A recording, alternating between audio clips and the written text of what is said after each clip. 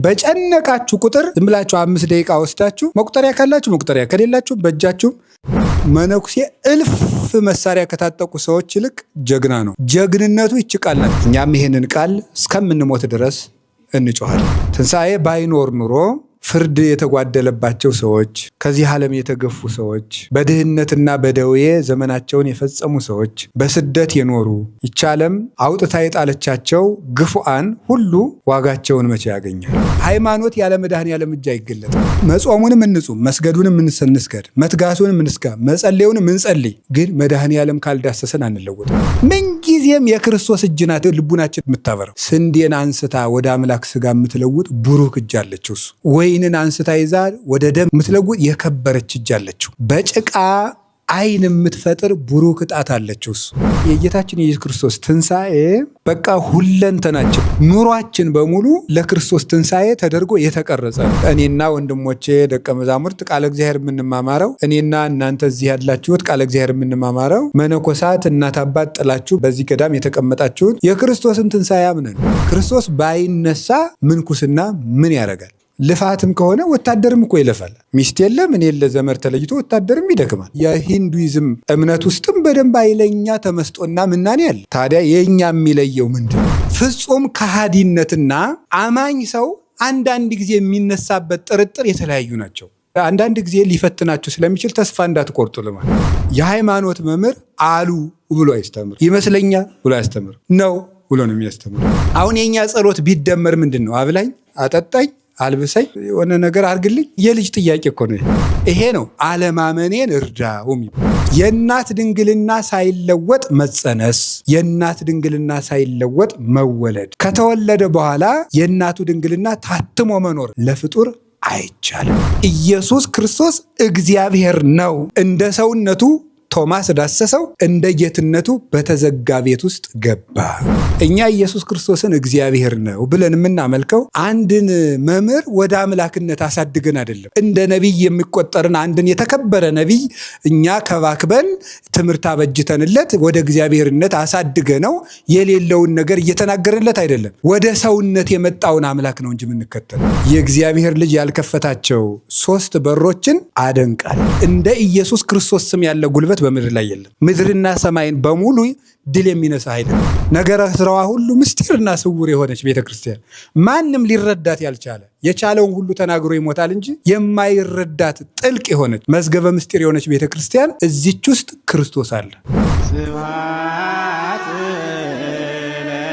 ለክርስቶስ እግዚእ ወአምላክየ ኩሎ ጊዜ። በስመ አብ ወወልድ ወመንፈስ ቅዱስ አሐዱ አምላክ። በስመ አብ ወወልድ ወመንፈስ ቅዱስ አሐዱ አምላክ። በስመ አብ ወወልድ ወመንፈስ ቅዱስ አሐዱ አምላክ። ይትባረክ እግዚአብሔር አምላከ አበዊነ ቅዱሳን ዘሰባህ ምህረቶ በላዕሌነ። ምህረቱን ቸርነቱን ይቅርታውን በሕይወታችን ላይ ያጸናልን የአባቶቻችን ፈጣሪያችን እግዚአብሔር በልቡናችን አስበን በአንደበታችን ተናግረን ስለማንፈጽመው ቸርነቱ በአንድነቱ በሦስትነቱ ስሙ የተመሰገነ ይሁን። የእናታችን የቅድስት ድንግል ማርያም፣ የቅዱሳን መላእክት፣ የቅዱሳን ነቢያት፣ የቅዱሳን ሐዋርያት፣ የቅዱሳን ጻድቃን በረከታቸው ረድኤታቸው ሁሉ ከእኛ ጋር ይሁን። የተከበራችሁ አባቶቻችን ካህናት፣ ወንድሞቻችን ዲያቆናት፣ የጌታችን የመድኃኒታችን የኢየሱስ ክርስቶስን ተስፋ የምትጠባበቁ አባቶቻችን የገዳሙ መነኮሳት፣ እናቶቻችን መነኮሳያት፣ በዚህ ቅዱስ ስፍራ የእግዚአብሔርን ተስፋ ፈልጋችሁ ከሩቅም ከቅርብም የተሰበሰባችሁ የመድኃኒታችን ኢየሱስ ክርስቶስ የድህነት ቤተሰቦቹ ምእመናት ክርስቶስ ተንሥአ እሙታን አሰሮ ለሰይጣን ሰላም ኮነ። በትንሣኤው ሰላም የሰጠን ጌታ መድኃኔዓለም ኢየሱስ ክርስቶስ ክብር ምስጋና ይግባው። በመካከላችን ተገኝቶ እንዲያስተምረን ቅዱስ ፈቃዱ ይሆንልን። ዛሬ እንደ እግዚአብሔር ቅዱስ ፈቃድ የምንማማርበት የትምህርታችን ኃይለ ቃል ጌታዬ እና አምላኬ በሚል ርዕስ ነው። ጌታዬ አምላኬ በሚል ርዕስ እንማማራለን። የቅዱስ ዮሐንስ ወንጌል ምዕራፍ 20 ቁጥር 28 ላይ የምናገኘው ኃይለ ቃል ነው። እግዚእየ ወአምላኬ የሚል ነው። ጌታዬና አምላኬ ወይም ጌታዬ አምላኬም ተብሎ ይተረጎማል። እንግዲህ በዚህ በትንሣኤው ወራት ትንሣኤውን የመሰከሩልን ብዙ ቅዱሳን አሉ። ቅዱሳን ሐዋርያት ሁሉም፣ ቅዱስ ጴጥሮስ፣ ቅዱስ ዮሐንስ፣ የኤማሁስ መንገደኞች፣ ማርያም መግደላዊት፣ ሌሎችም እናቶቻችን ቅዱሳት አንስት፣ እነዚህ ሁሉ የትንሣኤው ምስክር ሆነው አስተምረዋል። ከመስቀሉ ስር የተነሱት 500 ባልንጀሮችም የትንሣኤው ምስክር ናቸው። ዛሬ እንደ እግዚአብሔር ቅዱስ ፈቃድ በቅዱስ ቶማስ ሐዋርያ የተነገረውን የጌታችን የመድኃኒታችን ኢየሱስ ክርስቶስን የትንሣኤው ምስክርነት እንማራለን ማለት ነው። እንግዲህ እንደምታውቁት የጌታችን የመድኃኒታችን ኢየሱስ ክርስቶስ ትንሣኤ የነገራችን ሁሉ መነሻ ነው። ክርስቶስ ካልተነሳ ትንሣኤ የለም። ትንሣኤ ከሌለ ማመናችን ከንቱ ነው ይላል ቅዱስ ጳውሎስ። ክርስቶስ ካልተነሳ ትንሣኤ የለም። ትንሣኤ ከሌለም ሃይማኖት ዋጋ የለውም። ስለዚህ የሃይማኖታችን የማመናችን ዋጋ ትንሣኤ ነው። ብንጾምም ብንጸልይም ብናስቀድስም ብንፋቀርም ብንመጸውትም ሰው በተቀደሰ ጋብቻ ቢኖርም በምናኔም ቢኖር በክህነትም ቢያገለግል ብንሰብክ ብንሰበክ ብንማር ብናስተምር መልካም የሆነውን የቅድስና ስራ ሁሉ እግዚአብሔር ፈቅዶልን ብንሰራ ክርስቶስ ካልተነሳ ይሄ ሁሉ ባዶ የጉልበት ስራ ወይም የአህያ ስራ ነው የሚሆነው ማለት ነው። ምንም ቅድስና ያለ ክርስቶስ ትንሣኤ ክብር የለውም። ለዚህ ነበር አባቶቻችን ሰረይነ ሰብአ ወእያህየውነ፣ ሰውን ሁሉ ፈወስነው ነገር ግን አላዳነውም። ፈወስናህ ለባቢሎን ወይ ተፈወሰት፣ ባቢሎንን ፈወስናት ግን አልዳነችም። ወኮነ ጽድቅነ ከመ ጸርቀ ትክቶ፣ ልብሳችንም እንደ መርገም ጨርቅ ሆነ እያሉ ቅድመ ልደተ ክርስቶስ የነበሩ አባቶቻችን ነቢያት ይህን የተናገሩበት ነገር አባቶቻችን ጽድቅ አንሷቸው አይደለም። እነ ኢሳይያስ እነ ኤርምያስ ከእናቱ ማኅፀን ጀምሮ ነውር የሌለበት ያልበደለ ፍጹም ንጹሕ ሰውን እንዲያውም በምናኔ በምንኩስና ሕይወት ውስጥ የምንኩስና ሕይወት ለመጀመር ምን ምን መደረግ አለበት ተብሎ ትምህርት ሲሰጥ በምንኩስና አስተምሮ ወይም ቴዎሎጂ ውስጥ መጀመሪያ የሚጠበቀው የኤርምያስ ሕይወት ነው እና እሱን በሌላ ጊዜ የምናየው ይሆናል። ኤርምያስ ለምንኩስና ሕይወት መሰረት ነው። አንድ የሚጠቀስ ጥቅስ አለ። መነኩሴ መሆን ከፈለግ ኤርምያስ ካደረጋቸው መጀመሪያ ይሄንን አድርግ የሚባል አለ።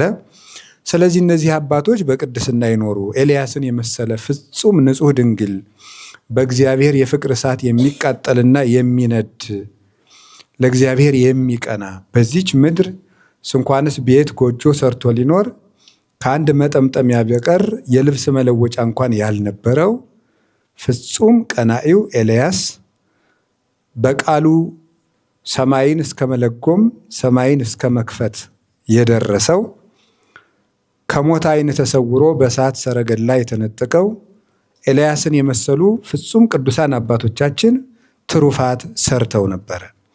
በሁለት ምክንያት ግን ያ ትሩፋታቸው ለመንግስተ ሰማያት ለዘላለም ሕይወት አላበቃቸውም። አንደኛው መርገም ስለተጫናቸው የአዳም መርገም ስላለ፣ ሁለተኛ ክርስቶስ ትንሣኤን ስላልመሰረታት እና የጌታችን የኢየሱስ ክርስቶስ ትንሣኤ በቃ ሁለንተናችን ነው። ሁለንተናችን እና የበዓላት ሁሉ በኩር የምትባለው ለዚህ ነው። ትንሣኤ የበዓላት ሁሉ በኩር። ከዚህ በኋላ ነው በዓል ማክበር የምንችለው። ሞትን ያላሸነፈ ሰው ምን በዓል አለው? ለምሳሌ ዛሬ ማታ ትሞታለህ የተባለ ሰው ዛሬ ማለዳ በዓል አያከብርም። እንግዲህ ክርስቶስ ካልተነሳልን የሞት ስጋት አስቀምጠን ምን ሌላ በዓል እናከብራለን? በዓል ማክበር ደስታም የመጣ በኢየሱስ ክርስቶስ ትንሣኤ ነው። ትንሣኤ ተስፋ ነው። ሰማዕታትን በገድልም ያጸናቸው ይሄ ነው። እስመ ተስፋ ያቀልሎ ለምንዳቤ ይላል ዜና አበው ሲናገር፣ ተስፋ የሰውን መከራ ያቀላል። መከራው እንኳን የቀለላቸው አባቶቻችን የኢየሱስ ክርስቶስ ትንሣኤ ነው። ቅዱስ ጳውሎስም በፊልጵስዩስ መልእክቱ ምዕራፍ 3 ቁጥር 8 እስከ 11 ሲናገር ወረሰይክዎ ለኩሉ ከመ ዕዳው፣ ሁሉን እንደ ጉድፍና እንደ ምናምንቴ ቆጥረዋለሁ። ከመ እርብሖ ለክርስቶስ፣ ክርስቶስን እጠቀመው ረብ ጥቅም አደርገው ዘንድ ሁሉን እንደ ምናምንቴ እቆጥረዋለሁ። ለምንድን ነው እንደዚህ የምታደርግ ተብሎ ቢጠየቅ የክርስቶስን የትንሣኤውን ኃይል አውቃለሁና፣ የክርስቶስን የትንሣኤውን ኃይል አውቃለሁና ሁሉን እንደ ጉድፍ እቆጥረዋለሁ። ስለዚህ የጌታችን የኢየሱስ ክርስቶስ ትንሣኤ መላልሰን የምንማረው መላልሰን የምናጠናው ልናጠናውም ልንማረውም የሚገባ የምንኖርለት ሰው የመሆናችን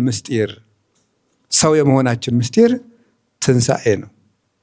ትንሣኤ ባይኖር ኑሮ ፍርድ የተጓደለባቸው ሰዎች፣ ከዚህ ዓለም የተገፉ ሰዎች፣ በድህነትና በደዌ ዘመናቸውን የፈጸሙ ሰዎች፣ በስደት የኖሩ ይህች ዓለም አውጥታ የጣለቻቸው ግፉአን ሁሉ ዋጋቸውን መቼ ያገኛሉ?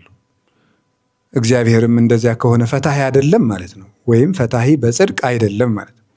እግዚአብሔር እውነተኛ ዳኛ ከሆነ በዚህ ዓለም የተገፉ ሰዎች ትንሣኤ ከሌለ መቼ ዋጋ ያገኛሉ? ያ ደግሞ የሆነው ክርስቶስ በትንሣኤ በኩር ስለሆነን ነው። እና ኑሯችን በሙሉ ለክርስቶስ ትንሣኤ ተደርጎ የተቀረጸ ነው። አሁን ስንተኛ ሞትን ነው የምናስረዳው፣ ስንነቃ ትንሣኤን ነው የምናስረዳው። እያንዳንዱ ኑሯችን ጥፍራችን ለምሳሌ መብቀሉ ሲበቅል ልደታችን ነው የሚያስረዳው፣ ሲቆረጥ ሞታችን ነው የሚያስረዳው። መልሶ መብቀሉ ደግሞ መልሰን መነሳታችንን ነው የሚያስረዳው። ቅዱስ ኤጲፋኒዎስ ሃይማኖተ አበው ላይ ቁልጭ አድርጎ ይህንን ዘርዝሮታል። ጥፍራችን የራስ ፀጉራችን ሲቆረጥ መሞታችን ነው የሚያስረዳው። መልሶ መብቀሉና ማደጉ ደግሞ ትንሣኤያችንን የሚያስረዳ ነው። እያንዳንዱ ኑሯችን ትንሣኤን የሚያስረዳ ነው። በሳምንት እሁድን የምናከብርበት ምክንያት የክርስቶስን ትንሣኤ ነው። በነገራችሁ ላይ እሁድ የክርስቶስ የትንሣኤው ቀን ናት። ሁልጊዜ እሁድ እና ለዚህ ነው የጌታ ቀን ተብላ ነው የምትጠራው። በራዕየ ዮሐንስ ምዕራፍ 1 ላይም በጌታ ቀን ይላል ቅዱስ ዮሐንስ በራእዩ። ስለዚህ የጌታ ቀን ነው የምትባለው። ዕለተ እግዚእ ትባላለች። የጌታ ቀን እሁድ የጌታ ቀን ዓመት እስከ ዓመት ያለችው እሁድ የክርስቶስ ትንሣኤ ናት። የመጀመሪያውን ለማሰብ በዓመት አንድ ጊዜ ትንሣኤ እንላለን እንጂ ሁልጊዜ እሁድ ትንሣኤ ነው። ሁልጊዜ እሁድ ትንሣኤ ነው እና ለዚህ ነው ቅዱስ አትናቴዎስም በቅዳሴው ንዑና አብያ ለበኩረ በዓላት ንኢ ሀቤነ ሰንቤተ ክርስቲያን ቅድስት ለለሰሙኑ፣ ከዕለታት ሁሉ የከበርሽ የክርስቲያኖች ሰንበት እሁድ በየሳምንቱ ቶሎ ነይልን። ይችን የበዓላት በኩር የሆነች ዕለተ ሰንበትን ኑ ከፍ እናድርጋት ይላል። ዕለተ ሰንበትን ያከበራት ምንድን ነው ሲባል የኢየሱስ ክርስቶስ ትንሣኤ ነው። በዮሐንስ ወንጌል ምዕራፍ 20 ቁጥር 1 ላይ ስንናገር ወበእሁድ ሰንበት መጻት ማርያም መግደላዊት ሀበ መቃብር እንዘ አዲሁ ጽልመት ወረከበት እብነ እቱተ ማፈ መቃብር ይላል።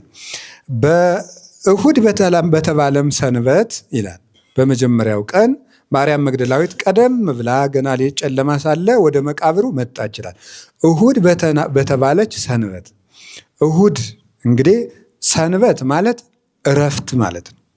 እረፍት ማለት ነው። ሰንበት የቃሉ ትርጉም እረፍት ነው። ስለዚህ ለምንድን ነው እረፍት የተባለ?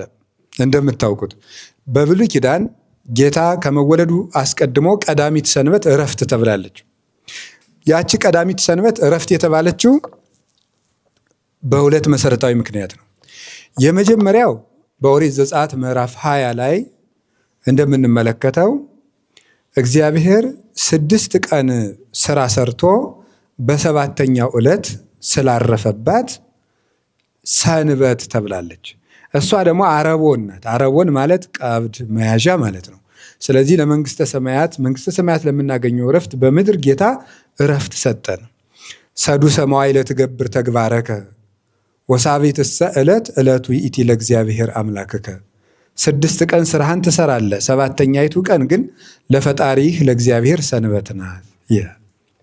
ስለዚህ እግዚአብሔር ለምንድን ነው እንደዚህ ያተደረገ ሲባል እግዚአብሔር 6 ቀን ሰራ፣ ሰባተኛይቱን ቀን አረፈባት። ከኔ ጋር እረፉ ለማለት ነው። ምንጊዜም የሰው ልጅ እረፍቱ ከእግዚአብሔር ጋር ነው። እግዚአብሔር የሌለበት እረፍት የለም። ከኔ ጋር እረፉ፣ እረፍታችሁ ከኔ ጋር ነው። ስትሰሩም ከኔ ጋር ስሩ አለ። 6 ቀን ስሩ አለ። ጌታም የሰራ 6 ቀን ነው። ስለዚህ ስትሰሩም ከኔ ጋር ስሩ፣ ስታርፉም ከኔ ጋር እረፉ። ከክርስቶስ ጋር የሰራ ከክርስቶስ ጋር ያልፋል። ከእግዚአብሔር ጋር የሰራ ከእግዚአብሔር ጋር ያርፋል። ሁለተኛው ቀዳሚት ሰንበት እረፍት ተደርጋ የተሰጠችበት መሰረታዊ ምክንያት ምንድን ነው? አይሁድ በግብፅ ሳሉ የሚሰሩት ያለ እረፍት ነበር። ያለ እረፍት ጭቃ ያቦካሉ፣ ጡብ ይረግጣሉ። እንዲያውም ወደ መጨረሻው አካባቢ መከራው ሲጸናባቸው ተመልከቱ። ምንድን ነበረ? በፊት ጭቃ ቀባይ ሌላ ነው፣ ሳርና ጭድ የሚያቀብል ደግሞ ሌላ ነው፣ የሚረግጡት ደግሞ ሌላ ናቸው። በኋላ ግን መቼም እንደ ሰው ያለ ክፉም የለም፣ እንደ ሰው ያለ መልካምም የለም። ሲከፋባቸው ምን አደረገ ፈርዖን? በፊት ሌላ ሰው ሳርና ጭድ አቅርቦላችሁ እናንተ ጭቃ ታቦኩ ነበር። አሁን ግን ራሳችሁ ጭድና ሳር ፈልጋችሁ ራሳችሁ ረግጣችሁ፣ ነገር ግን የምትሰሩት ህንፃ ወይም ግንብ ወይም ፒራሚድ በፊት ሰው ጭድና ሳር እያቀበላችሁ ከምትሰሩት እንዳያንስ ተጠንቀቁ ተባሉ። እንዴት ያለ አስቸጋሪ እንደሆነ ተመልከቱ ማለት ነው። እንግዲህ ሰው እያቀበላችሁ የምትሰሩትን አሁን ደግሞ ብቻችሁን ያን ባትሰሩ ትሞታላችሁ ተባሉ። አሁን እግዚአብሔር ያን የሚሰሩት 7 ቀን ነው። እግዚአብሔር ግን ቸር ስለሆነ ወገኖቹ እስራኤልን ምን አደረጋቸው? እኔ የእረፍታችሁ ጌታ ነኝ ለማለት ከግብፅ አውጥቶ ቀዳሚትን እረፍት ሰጣቸው። ፈርዖን የዲያብሎስ ምሳሌ፣ ዲያብሎስ እረፍት ይነሳናል፣ እግዚአብሔር ግን ምንድን ነው? እረፍት ይሰጠናል። ስለዚህ ምንድን ነው ያለ? ሀለወክሙ በዓለም ሕማመ ትርከቡ፣ በዓለም መከራ ትቀበሉ ዘንድ አላችሁ፣ ወበኀቤሰ ሰላም ትርከቡ፣ በእኔ ዘንድ ደግሞ ሰላም ታገኙ ዘንድ አላችሁ ብሎ ዮሐንስ ወንጌል ምዕራፍ 16 ላይ እንደነገረን ያ ፈርዖን እረፍት የነሳቸው ፈርዖን ዲያብሎስ ነው። እረፍት የሰጣቸው ሙሴ ደግሞ የኢየሱስ ክርስቶስ ምሳሌ ነው። አሁን ልብ በሉ። ስለዚህ ቀዳሚት ሰንበት በብሉይ ኪዳን በሁለት ምክንያት ሰንበት ተባለች። የመጀመሪያው እግዚአብሔር ስራውን ሰርቶ ስላረፈባት፣ ሁለተኛው እግዚአብሔር በባርነት ለነበሩ ወገኖቹ የእረፍት ቀን ስላደረጋት። በሐዲስ ኪዳን ደግሞ እሁድ በሁለት ምክንያት ሰንበት ተባለች እንዲሁ።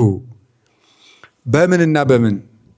የመጀመሪያው የዓለማት ፈጣሪ ኢየሱስ ክርስቶስ ዓለምን እንደገና በደሙ ፈጥሮ ያረፈው እሁድ ነው። እንደገና ፈጥሮ። ስለዚህ ቅዱስ ጳውሎስ ሁለተኛ ቆሮንቶስ ምዕራፍ 5 ቁጥር 18 እስከ 20 ባለው ሲናገር እነሆ በክርስቶስ ሁሉ አዲስ ፍጥረት ነው ይላል። በክርስቶስ አሁን አዲስ ፍጥረት ነው። ስለዚህ እስመ ውእቱ ፈጠረነ የሚለውን የውዳሴ ማርያሙን ሊቃውንት አባቶቻችን ሲተረጉም እሱ በአዲስ ተፈጥሮ በጥንተ ተፈጥሮ ፈጥሮናልና ይላሉ። ስለዚህ እግዚአብሔር ዓለምን 2 ጊዜ ነው የፈጠረው። የመጀመሪያው ጥንተ ተፈጥሮ ይባላል፣ ባሪያው በአምሳሉ የፈጠረን። ሁለተኛ እንደገና በጌታችን በኢየሱስ ክርስቶስ ደም አድሶ እንደገና የፈጠረን እንደገና የሰራንን። ስለዚህ ቀድሞ ዓለምን በጥንተ ተፈጥሮ ፈጥሮ ያረፈባት ቀዳሚት ሰንበት ተባለች። ሁለተኛ ደግሞ ዓለምን እንደገና በደሙ ፈጥሮ ያረፈባት እሁድ ሰንበት ተባለች። የመጀመሪያይቱን ቀዳሚት ከግብፅ ለወጡ ወገኖቹ እረፍት ሰጥቶባታል። የኋለኛይቱን እሁድ ደግሞ ከዲያብሎስ ላላቀቀን ለክርስቲያኖች እረፍት አድርጎ ሰጥቶናል። ስለዚህ ሰራ ለነ ሰንበተ ለእረፍተ ዚአነ ያለ ቅዱስ ያሬድ ለዚህ ነው። ለእኛ እረፍት ሰንበትን ሰራልን፣ ዕለተ ቀዳሚትንም ዕለተ እሁድንም ለእኛ ማረፊያ አድርጎ ሰጥቶናል ማለት ነው። እና ይሄ ሁሉ እረፍት የተገኘው በማን ነው? በኢየሱስ ክርስቶስ በመድኃኔዓለም ትንሣኤ ነው። የክርስቶስ ትንሣኤ እረፍታችን ነው፣ እረፍታችን ነው። እና በዚህ ዓለም ላይ ብዙ እረፍት የሚነሱን ነገሮች አሉ። እንደምታውቁት አጋንንት እረፍት ይነሱናል። ሰዎችም እረፍት ሊነሱን ይችላሉ። ምክንያቱም በሰዎችም አይፈረድባቸውም። ለምንድነው የማንፈርድባቸው? ሰዎች የራሳቸው ስሜት አላቸው፣ የራሳቸው እውቀት አላቸው፣ የራሳቸው አመለካከት አላቸው፣ የራሳቸው አስተዳደግ አላቸው፣ የራሳቸው አመጣጥ አላቸው፣ የራሳቸው እቅድ አላቸው፣ የራሳቸው ድካም አለባቸው፣ የራሳቸው አለመረዳት አለባቸው፣ የራሳቸው የመንፈሳዊነት ብስለት ማነስ አለባቸው። ከዚህ የተነሳ ሰዎችም እረፍት ሊነሱን ይችላሉ። አጋንንት እረፍት ይረሱናል። የራሳችን ስህተት እረፍት ይነሳናል። ረሲ ይጎይ እንዘ አልቦ ዘይዴግኖ ብሏል ሰሎሞን። ኃጢአተኛ ሰው ማንም ሳያሳድደው በራሱ ይሸሻል ይላል። አንዳንድ ጊዜ የሰራናቸውን ኃጢአቶች ሰው ያወቀብን እየመሰለን እንደነግጣለን እና ያንን የሚያመጣብን ራሳችን ነው። ስለዚህ ይህ ዓለም ምንድነው? አንድ የቤተ ክርስቲያን አባት ወይም መናኝ ባይታዊ ነው። በዜና አበው ተጽፏልላችሁ ስትመለከቱ ታገኙታላችሁ። እና ውሃ ከጉድጓድ ቀርቶ ያመጣና ውሃውን ደፍቶ መልሶ ውሃ ሊቀዳ ይሄዳል። ያመጣና ይደፋዋል፣ መልሶ ሊያመጣ ይችላል። አባ ምን ሆነው ነው እያመጡትን ውሃ እየደፉ መልሰው ሊቀዱ የሚሄዱ ሲላቸው ከመ ኢያዕርፎ ለዘ ኢያዕርፈኒ የማያሳርፈኝን ላለማሳረፍ ነው፣ ወይም እረፍት የሚነሳኝን እረፍት ለመንሳት ነው አለ ማለት። እነዚህ እረፍት የሚነሳ የተባሉ 2 ናቸው። አንደኛው ስጋ ነው፣ ሁለተኛው ዲያብሎስ ነው። እረፍት የሚነሳኝን እረፍት ለመንሳት ስራ ባጣ የቀዳሁትን ውሃ ደፍቼ መልሼ እቀዳለሁ አለ። እንግዲህ ስራ ያጣ መነኩሴ ምንድን ነው? ይሄ እኮ ቀልድ እንዳይመስላችሁ፣ ትክክለኛ አነጋገር እኮ ነው። ታውቃላችሁ፣ ትክክለኛ ቀልድ አይደለም። ስራ ያጣ መነኩሴ ማለት ተግባረ እዱ የእጅ ስራ ካለቀበት ሰይጣን ህሊናውን እንዳይፈትነው ምን ማድረግ አለበት? ቆቡን ቢሆን ቀዶ እንደገና ሲፈታ ህሊናውን በዚያ መጥመድ አለበት እኮ ነው እንጂ ቀልድ እንዳይመስላችሁ። አሁን ሰው ግን ስራ ፈት ብሎ ለመሳደብ ነው የሚጠቀምበት፣ እንደሱ አይደለም። ስለዚህ እረፍታችን መድኃኔዓለም ነው፣ የሚያሳርፈን አምላክ ያሳረፈን 5500 ዘመን ከነበረብን ዕዳ ያሳረፈን፣ ከሚጨቀጭቀን ባለ ዕዳ ያላቀቀን፣ ዕዳችን የከፈለልን ቸሮ አምላክ ኢየሱስ ክርስቶስ ቡሩክ መድኃኔዓለም፣ ለሱ ክብር ምስጋና ይግባው እና የእሱ ትንሣኤ ህይወታችን ነው፣ ተስፋችን ነው።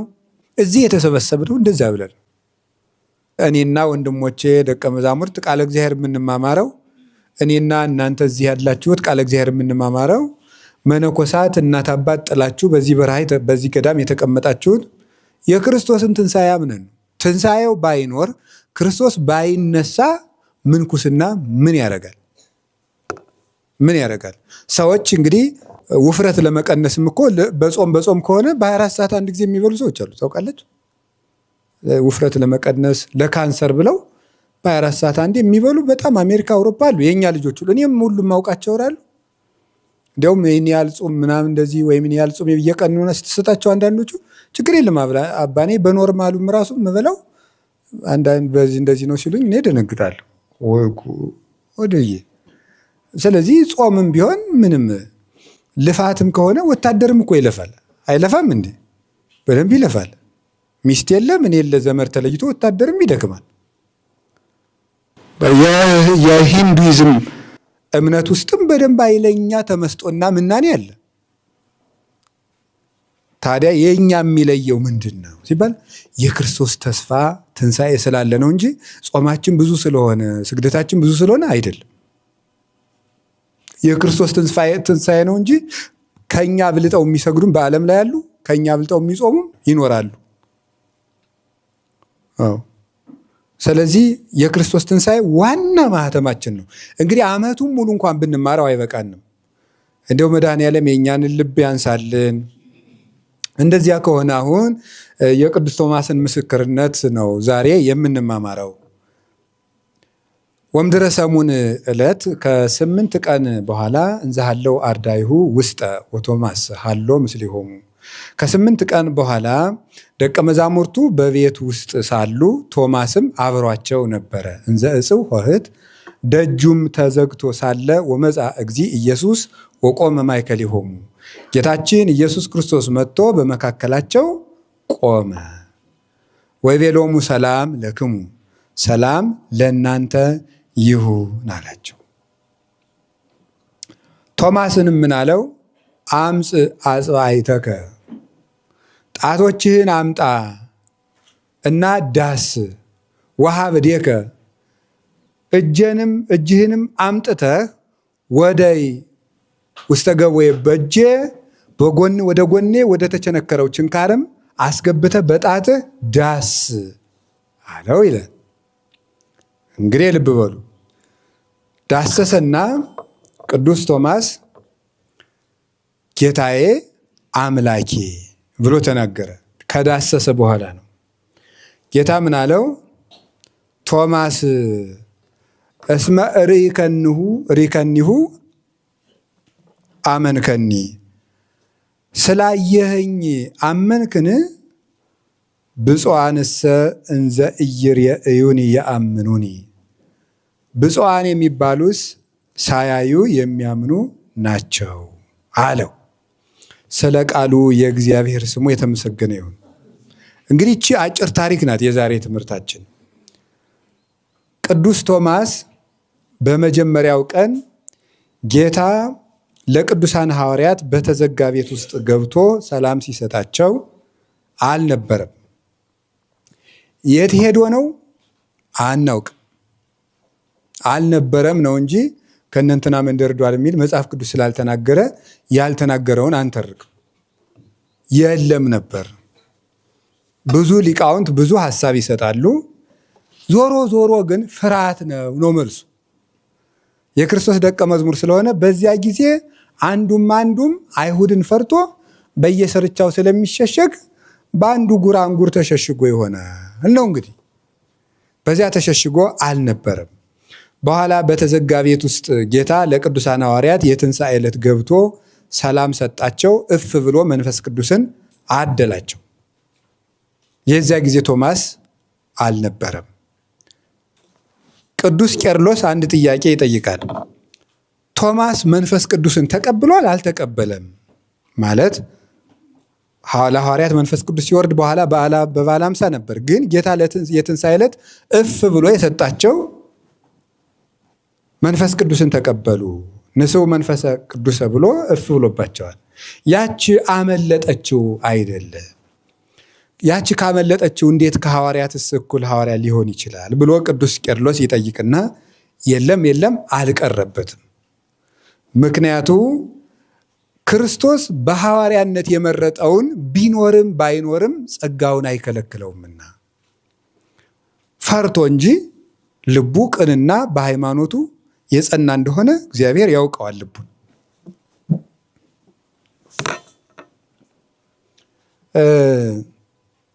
ለዚሁ ማስረጃ የሚያደርገው ቅዱስ ቄርሎስ ሙሴን እግዚአብሔር ከእስራኤል ወገን 70 ሰዎችን ምረጥና በእነሱ ላይ መንፈስ አሳድርባቸዋለሁ፣ እነሱም እስራኤልን ስታስተዳድር በመሪነት ያግዙሃል ብሎት ነበር። እግዚአብሔር ሙሴን በብሉይ ኪዳን 70 ሰዎችን ምረጥና ከ12ቱ ነገደ እስራኤል ማለት ነው፣ እነሱን መንፈስ ቅዱስን አሳድርባቸዋለሁ፣ አንተንም በአስተዳደር ያግዙሃል አለው። ሙሴ ሲመርጥ 72 መጡበት ሰዎቹ። አይ እናንተ ትርፍ ናችሁ ብሎ 2ቱን ትቷቸው ሄደ ታች። በኋላ እግዚአብሔር 70ዎቹን ሰዎች ይዞ ሙሴ ወደ እግዚአብሔር ሲቀርብ ለ70ዎቹ ሰዎች ጸጋን ሲያሳድርባቸው እታች ያሉት ተርፈው የቀሩት 2ቱ ከ70ው ጋር ስለተመረጡ ብቻ ምን አደረባቸው? የመንፈስ ቅዱስ ጸጋ አደረባቸው ይላል። እላይ ያሉት ብቻ ነው የተጠሩት። ግን እነሱም ድንገት ተቆጥረው ስለነበረ ቁጥራቸው ከ70ው ጋር ስለነበረ የ70ውን ጸጋ ታች ነው አገኙ። እንዲያውም አንድ ብላቴና ሄዶ አንድም ኢያሱ ነው ይላሉ፣ አንድም ያልታወቀ ብላቴና ይላሉ ሊቃውንቱ።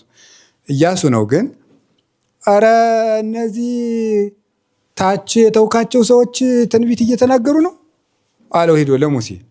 እንዴ ለአእላፈ እስራኤል ሁሉ ማን ጸጋ በሰጠልኝና ትንቢት በተናገሩ? እግዚአብሔር ጸጋ ቢያድላቸውና ቢናገሩ እኔ ምን ቤት ነኝ አለ ሙሴ። ቅዱስ ቄርሎስ ይህን ይጠቅስና ጸጋ ባልተሰጠበት በብሉይ ኪዳን ዘመን ከታች በኤልዳድና በሙልዳድ ለነበሩት ለ2ቱ ጸጋውን ካሳደረባቸው በሐዲስ ኪዳንማ ለሐዋርያነት የመረጠውን ቶማስን በቦታ የለም ብሎ እንደምን ከጸጋው ይለየዋል ብሎ ይመሰክራል። ስለዚህ ለቅዱስ ቶማስ የመንፈስ ቅዱስ ጸጋ አልቀረበትም። ማረጋገጫው ደግሞ ዛሬ ተፈጽሞለታል ማለት ነው። እንግዲህ ቶማስ ምን ሲያረግ ሰንብቷል? ክርስቶስ ተነስቷል ሲሉት እኔ የምትሉትን ነገር አላምን፣ በጣቴ የእጁን ችንካር ካልዳሰስኩ፣ ወደ ተቸነከረው ጎኑ እጄን ካላስገባሁ የምትሉትን ነገር አላምንም ማለት ነው። ቅዱሳን ሐዋርያት ላይ ክርክር አስነሳ። እንደ ቅዱስ ጎርጎርዮስ ዘንዚናዙ አተረጓጎም ደግሞ ይህ በእግዚአብሔር ዕቅድ የተከናወነ ነበር ይላል። ቅዱስ ጎርጎርዮስ ዘንዚናዙ በእግዚአብሔር ዕቅድ የተከናወነ ነው ማለት ምን ማለት ነው? ቶማስ እንደዚያ ብሎ እንዲጠራጠር ወይም በዕለተ እሑድም እንዳይኖር መደረጉ የቶማስ መጠራጠር በሁለተኛው እሑድ ታርሞ የክርስቶስ ትንሣኤ ለክርስቲያኖች በደንብ እንዲገለጥ ነው ይላል። ያ ማለት ግን አንድ ነገር እርግጠኛው ነው። እንግዲያውስ እግዚአብሔር አንድን ሰው ለማሳመን ሌላ ሰው እንዲጠራጠር ያደርጋል? አያደርግም። እንደዚያ እስከሆነ ቶማስን ለምን ትጠራጠራለህ? ለምን ብሎ ይወቅሰዋል። የቶማስ አለማመን ለክርስቶስ የትንሣኤ መገለጥ ከረባ ከጠቀመ፣ ለእኛም ልብ ከረዳን ቶማስ አለማመኑ ስለምን ይወቃስ ያስወቅሰዋል ብለን መጠየቅ እንችላለን። ለዚህ መልስ አለው። ስለዚህ እግዚአብሔር ቶማስ የመጀመሪያው እሑድ ያልነበረበት ምክንያት የእግዚአብሔር ዕቅድ ነው ካልን፣ እግዚአብሔር ታዲያ ቶማስን እንዳይኖር ያደረገው እግዚአብሔር ነው። ከዚያ ደግሞ በኋላ እንደዚያ ከሆነ የቶማስ መጠራጠር ለእኛም ጠቅሞናል፣ ክርስቶስን በደንብ እንድናውቀው አድርጎናል ካልን፣ ቶማስ እንኳንም ተጠራጠረ ልንል ነው? የለም እንደዚያ የሚባል ትምህርት የለም። እና እንግዲህ ምን ማለት ነው? እግዚአብሔር የሰዎችን ስህተት ለሌላ ድህነት መሰረት ያደርገዋል። ሐሳቤን ገብታችኋል?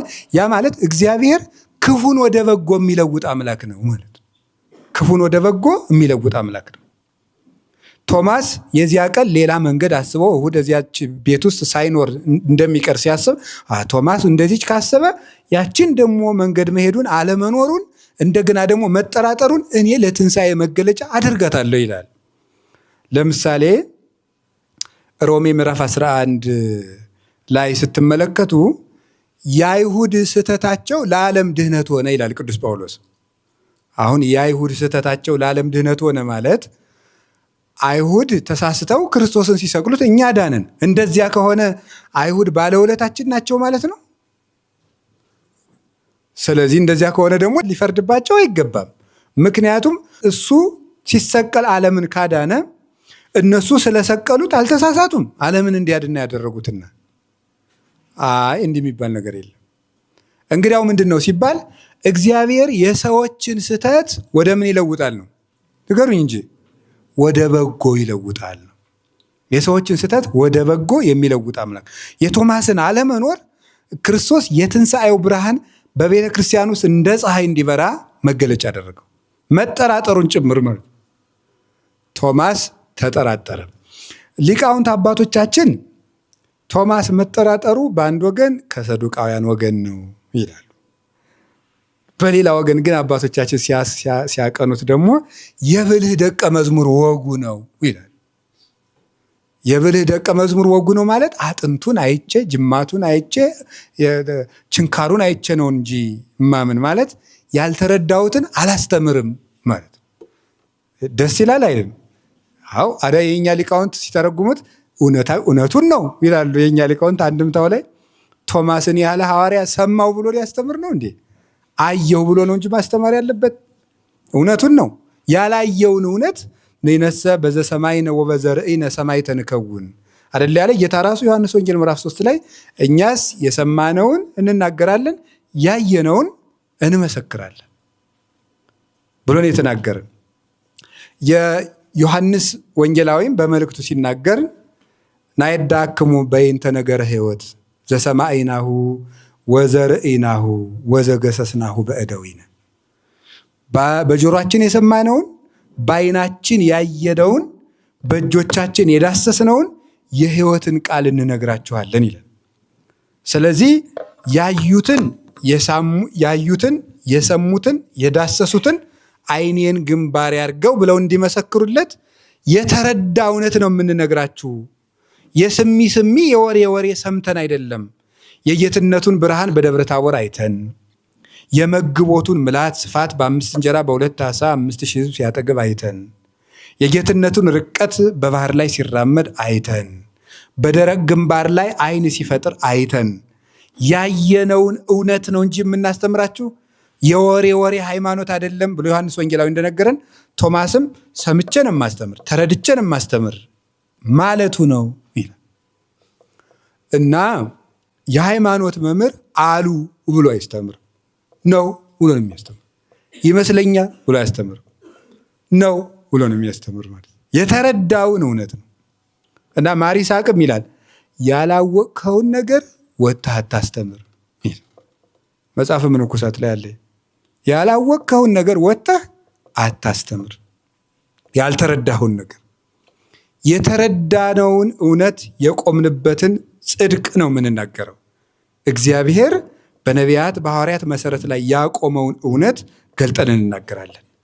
ነቅ ንጹህ ዘማንቂተ ሕግ ንጹሐን ዝውእቱ ዜና ግብሮሙ ለሐዋርያት ይላል።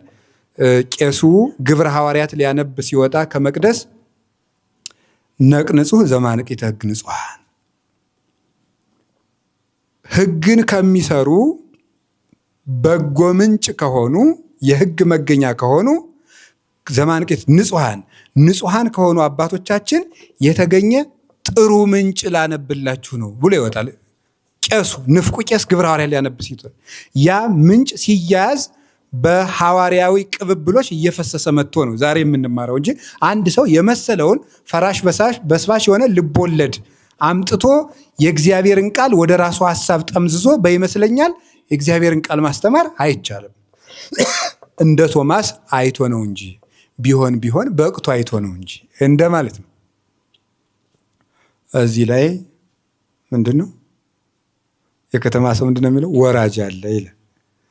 በቅቶ ነው እንጂ እንደ ቅዱስ ቄርሎስ እንደ ቶማስ በቅቶ ክርስቶስን አየሁት፣ ዳሰስኩት፣ ቀመስኩት ብሎ ያስተምሯል እንጂ እንዲያው ሁልጊዜ አሉ ማለት እንደማለት ነው። እኛንም እግዚአብሔር እንግዲህ ለክብሩ በቸርነቱ ያብቃል። አየሁት ብለን ለመናገር እኮ ነው። አየሁት፣ ሰማሁ፣ ክርስቶስን አውቀዋለሁ። በነገራችሁ ላይ ምን መሰላችሁ? ሳይበቁ ማስተማር እና በቅቶ ማስተማር ወጥን በልቶ እንደ መጥገብና እንደ ማሽተት ያለ ልዩነት ሳይሆን አይቀርም ነው እዚህ ላይ። ምክንያቱም መጠኑን ለማወቅ እኔ መብቃት አለብኝ። ስላልበቃው መጠኑ ምን ያህል እንደሆነ ማወቅ አልችልም።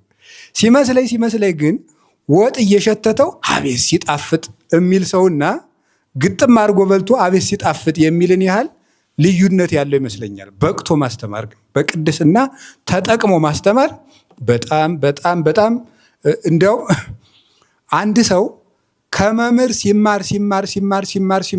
ሲማር ኑሮ መጻሕፍትን ተረድቶ እግዚአብሔርን አውቆ ሲደሰት ኑሮ በቅቶ እውነተኛው እውቀት በግልጽ ሲገለጽለት ወይም በመስማት ያወቀው እውቀት በመገለጥ ከአካሉ ጋር ሲዋሃደው አይ የድሮይቱን ደግሞ ድሮ ኖርን ብለህ ነው እንደማለት ያለ አቅልሎ ያያታል ይባላል። አቅልሎ ነው የሚያያት። ምን ብዬ ልንገራችሁ? ድሮ የሆነ ተራ ነገር ሲያደርግ የነበረ አሁን ግን ክቡር ነገር ያገኘ ሰው እንደዚያ ነው ልዩነቱ ማለት ነው። ስለዚህ ቶማስ በቅቶ ለማስተማር ነው፣ መርምሮ ለማወቅ ነው። እኔማ ያልተረዳሁትን አልናገርም ለማለት ነው ይላሉ። አንድም ደግሞ ተጠራጥሮ ነው። ሁሉም አለበት ነው እንግዲህ ሁሉም አለበት ነው። ተጠራጥሮ እንዴው ክርስቶስ አልዓዛርን አንስቶታል አላስነሳውም? አንስቶታል። የመበለቲቱን ልጅ አላስነሳውም? አንስቶታል። ድውይ አልፈወሰም? ፈውሷል። እና እንዴት ቢነሳም ችግር አለው? ይሄ እንኳን ከባድ ነው አይነት ነገር ተፈጥሮበት ነው በቅዱስ ቶማስ ሕሊና። ይሄ እንደው የማየውን ነገር ነው። ያን አይቻለሁ ተው። አዎ እውነት ነው፣ እውነት ግን ይሄ ከባድ ነው ብሎ ነው ተቸግሮ ነው። የሰው ልጅ ሕይወቱ ወይም አይምሮ እንደ ባህር ነው ይላሉ አባቶቻችን። ባህር ውስጥ የሚበላም እንስሳ አለ፣ የማይበላም አለ። ለምሳሌ የሚበላ ምን አለ? አሳ። አሳው ይበላል፣ ጉማሬ ደግሞ አይበላም። በባህር ውስጥ የሚበላም የማይበላም እንዳለ በሰው ልጅ ጭንቅላትም የሚጣልም የሚያዝም ነገር አለ ይላሉ የባህር ሐሳብ ሊቃውንት ሲተረኩ። የሚጣልም ነገር አለ፣ የሚያዝም ነገር አለ። ኋላ እግዚአብሔር ያን የማይረባውን እየጣለ አዲያ ግን እግዚአብሔር የሰው ልጅ የሚጣል ሐሳብ ባፈለቀ ቁጥር ሰውየውን እያወጣ አይጥለውም። አይገርማችሁም? ምንድን ነው የሚያደርገው? ሐሳቡን ነው እያወጣ የሚጥልለት የሚያስተካክልለት። ተንኮለኛና ጠማማ ሰው እስካልሆነ ድረስ ያንን የማይረባ ሐሳቡን በጊዜ ሂደት እየነቀለ እግዚአብሔር የሰዎችን ክፉ ሐሳባቸውን እየጣለ ሰዎችን ይይዛል። እኛሳ አንድ ሰው ክፉ ካሰበ ሐሳቡን ከነሰውየው ውጣልኝ አልኩ ውጣልኝ ነው ምንለው። ዞር ብለህ ማየት አልፈልግም ምንላለን። እግዚአብሔር እንደዚያ ቢሆን ኑሮ ሁላችን ተጥለን አልቀን ነበር።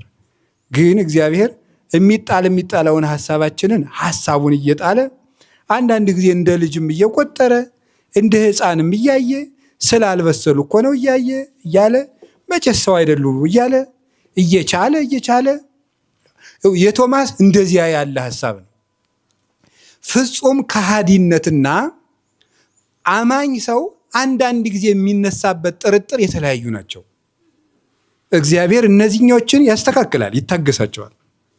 አንዳንዶቹን እንደ ቅዱስ ጴጥሮስስ እንደዚያ ብሎ የለ እንዴ? ያላውቀውም ብሏል። አንድ ቀን በባህር ላይ እየሄደ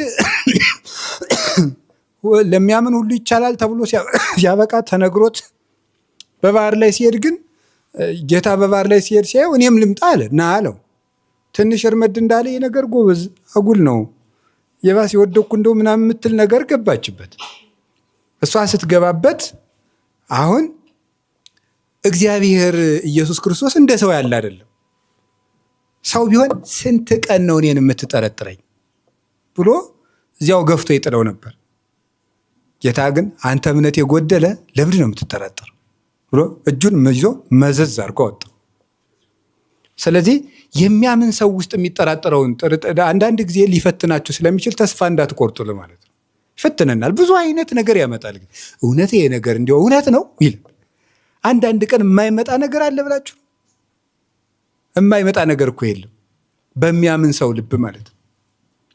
እንደ ቅዱስ ጳውሎስስ አንድ ቀን ተስፋ ቆርጬ ነበር ብሏል እኮ እስከ ቀበጽና ሀለ ሕይወት በሕይወት ተስፋ እስክንቆርጥ ድረስ ፈጽሞ እንሞታለን እንጂ እንድናለን የሚል ተስፋ አልነበረንም።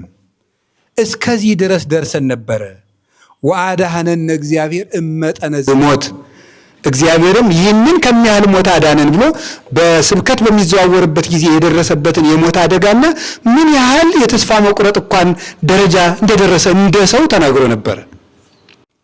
ስለዚህ ቶማስም የገጠመው እንደዚህ ነው።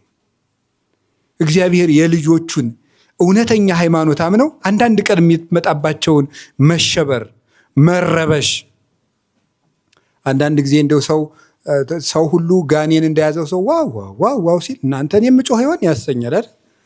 እንደው ያሰኛል ማለት ነው እንዴ። በእብድ መሃል የተገኘ አንድ ሰው እኮ ራሱን እንደምን መቁጠር ይጀምራል። እንደ እብድ መቁጠር ይጀምራል ማለት እንደ እብድ መሃል አጠቃላይ ሰው ካበደ ደናው ሰውዬም አለማበድ ጅልነት ነው የሚመስለው። እዚያ ያብዳል አብሮ ማለት ነው። ወይ ነገር አጉል ነው ብቻዬን ብሎ እሱም አብሮ ያብዳል ማለት ነው። ከባድ እኮ ነው። እና ከሃዲነት፣ ተንኮለኛነት፣ ብልጣብልጥነት ክርስቶስ አይወድም። እንደ ይሁዳ ያለ አስመሳይነትን ያንን አይታገስም። እንደ ጴጥሮስ እንደ ቶማስ እያመኑት እየተከተሉት ሁሉን ትተውለት ለሱ እየኖሩ አንዳንድ ቀን የሚመጣባቸውን ነገር ግን ይሄን እግዚአብሔር ያርማቸዋል። ይሄ ነው አለማመኔን እርዳው የሚባለው። እስኪ በሉ ሁላችሁ አለማመኔን እርዳው ነው። ስለዚህ ጎደሎ እምነት ይሞላል። የሚያድግ እምነት ቅዱሳን ሐዋርያት በሉቃስ ወንጌል ምዕራፍ 11 ላይ ምንድን ነው ያሉት? እግዚኦ ወስከነ ሃይማኖት አይደል? እምነት ጨምርልኝ ጌታ ሆይ እባክህ እምነት ጨምርልን ብለዋል። ስለዚህ እምነት ይጨመራል፣ ያድጋል፣ ይጎለምሳል፣ ይከብራል።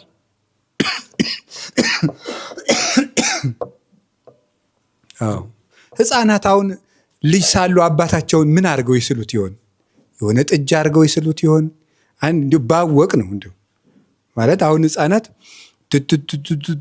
እያሉ አባታቸው ምንድን ነው የሚመስል? ዛፍ ነው የሚመስላቸው? ምንድን ነው የሚመስላቸው? እንዲሁ አሁን አናውቀውም።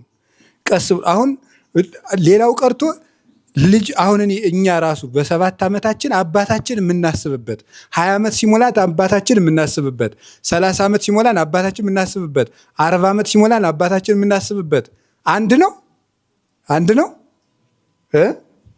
አይደል? አሁን እኔ ትንሽ ልጅ የሚመስለው አሁን ህፃን ልጅ የ3 ዓመት ልጅ እኔ እናቱ የምትመስለው የሆነ ጡት የምትለግስ ድርጅት ማለት ምን ማለት መሰላችሁ? በቃ የምታጠባ ሴትዮ ናት። በቃ ሌላ መውለድ እናት የእናት ነገር የሚባል ቋንቋ አያውቅም።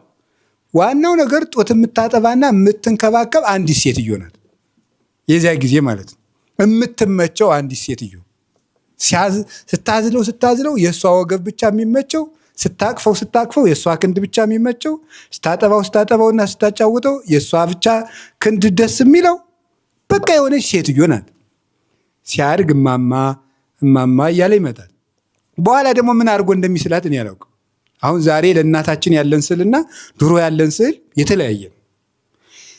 ለዚህ ነው ቅዱስ ጳውሎስ ዋመሰ ደቂቃነ ሀለይኩ ከመደቂቅ ወተናገርኩ ከመደቂቅ ዋመሰ ልኩ ረሳይኩ ኩሎ። ልጅ እንዳለው እንደ ልጅ አስብ ነበር ይላል ቅዱስ ጳውሎስ። ልጅ እንዳለው እንደ ልጅ አስብ ነበር፣ ሳድግ ግን የልጅነትን ስራ ሁሉ ተውኩት ይላል። ስለዚህ አሁን እኛ ያለንበት ነገር አንድ ህፃን ልጅ ለአባቱ ያለውን ያህል ነው ስለ እግዚአብሔር የምናስበው። አልበሰልንም ገና። ለዚያ እኮ ነው አሁን እግዚአብሔር ለእኛ የሚመስለን ልክ ቅድም እንደነገርኳችሁ እናት ደግሞ አባት ምን ሊመስለው ይችላል? ለህፃን ልጅ የሆነ ትልቅ ሰው ሲማታ መጥቶ የሚያስጥል የሆነ ትልቅ ሰውዬ ሊመስለው ይችላል ነው። እንግዲህ የህፃናትን ልብ ሁሉ መርምሬ አላውቅም። ደስ የሚል ዝም ብሎ የሆነ ጋቢ አልብሶ እንደዚህ ቁጭ የሚል የሚንከባከብ የኔ ልጅ ማን የሚነካው የሚል የሆነ ጀግና ሰውዬ ሊመስለው ይችላል። ሲያድግ ደግሞ አባት ከዚያ በላይ ነው። ቆይ እግዚአብሔርንም እኛ የምናስበው አሁን በእኛው እንደዚያ ነው የምናስበው። ምሳሌ ልንገራችሁ። አሁን የኛ ጸሎት ቢደመር ምንድን ነው? አብላኝ፣ አጠጣኝ፣ አልብሰኝ፣ ሰው እንዳይሰድበኝ አድርገኝ፣ ጥሩ የሆነ ነገር አድርግልኝ። የልጅ ጥያቄ እኮ ነው። የልጅ ጥያቄ ነው። የቅዱስ ጥያቄ ግን ሐሰስኩ ገጸከ ገጸ ዚአከ ሐሰስ እግዚኦ ይትሚት ገጸከ ምንየ ነው። የበቃ ሰው ደግሞ እባክህ ገጸ ረድኤትህን ግለጥልኝ፣ ፊትህን ማየት እፈልጋለሁ። ይሄ ያደገ ሰው ጸሎት ነው። አሁን እንደ ልጅ ነን እኛ ራሱ ማለት። ስለዚህ በቶማስም የሚፈርድ ማንም የለም። እንደ ልጅ ነው እግዚአብሔር የሚያየን። እድገታችንም እንደዚያው ነው። እንደዚያ ባይሆን ኑሮ እንዴ ልጅ የማይለምነው ነገር አለ እንዴ? ቢላዋ ስጡኝ ብሎ እሪ ይላል። ሳት ስጡኝ ብሎ እሪ ይላል። ስኳሩን ካልደፋሁት ብሎ እሪ ይላል። ብርጭቆውን ካለወርኩ፣ አንዳንድ ጊዜ ደግሞ የእናቱን አይን ካልጠነቆልኩት ብሎ እሪ ይላል። ልጅ የማይጠይቀው ጥያቄ አለ እንዴ? ልጅ ነዋ። እንደዚያ ነን በእግዚአብሔር ፊት። ዛሬ የቅዱስ ቶማስ ሕይወት የሚያሳየ እንደዚያ ነው። የለም በቃ እኔ እጁን መዳሰስ አለብኝ፣ ጎኑን መዳሰስ አለብኝ ካልፈ አላምንም። የልጅ ጥያቄ ነው። ለዚህ ነው ክርስቶስ ያልተጸየፈው። እንደ ይሁዳ የብልጣብልጥነት ቢሆን ኑሮ ግን ጠርቅሞ ነበር የሚያስወጣው። የልጅ ጥያቄ ስለሆነ ታገሰው። ሁላችንም መድኃኔዓለም እንደ ልጆቹ ይየን፣ ልጆቹ አድርጎ ያኖረን። አንዳንድ ዝም ብለን ይሄ ትርኪ ምርኪ የሆነ የልጅ ጥያቄያችንም እግዚአብሔር ያስተካክልልን። ቶማስን ያስተካከል አምላክ ማለት ነው። ከዚያ ቶማስ ዳሰሰው፣ አየ፣ እትራቱን፣ ችንካሩን፣ ጎኑን ዳሰሰና ጌታዬና አምላኬ ብሎ ተናገረ። እስኪ ርዕሳችን ምንድን ነበር? ጌታዬና አምላኬ። በጣም ግሩም ነው። አሁን ቅዱስ ቶማስ ጌታዬና አምላኬ ብሎ እንዲመሰክር ያበቁትን ነገሮች እነግራቸዋለሁ። ጌታዬና አምላኬ ሲለው ምን ማለቱ ይመስላችኋል? ጌታዬ አምላኬ ሲል እግዚአብሔር ማለት ነው። በአማርኛ ፈጣሪ ማለት ነው። ፈጣሪዬ ማለት ነው። ጌታዬ አምላኬ ኪሪዮስ ይባላል። ጌታዬ የሚለው ጊዜ የሚለው በግሪኩ ኪሪዮስ ብሎ ነው የጠራው። ያ ደግሞ ለእግዚአብሔር ብቻ የሚቀጸል ጌትነት ነው። ሳራ ባሏን ጌታዬ ያለችበት ጌታዬ አይደለም።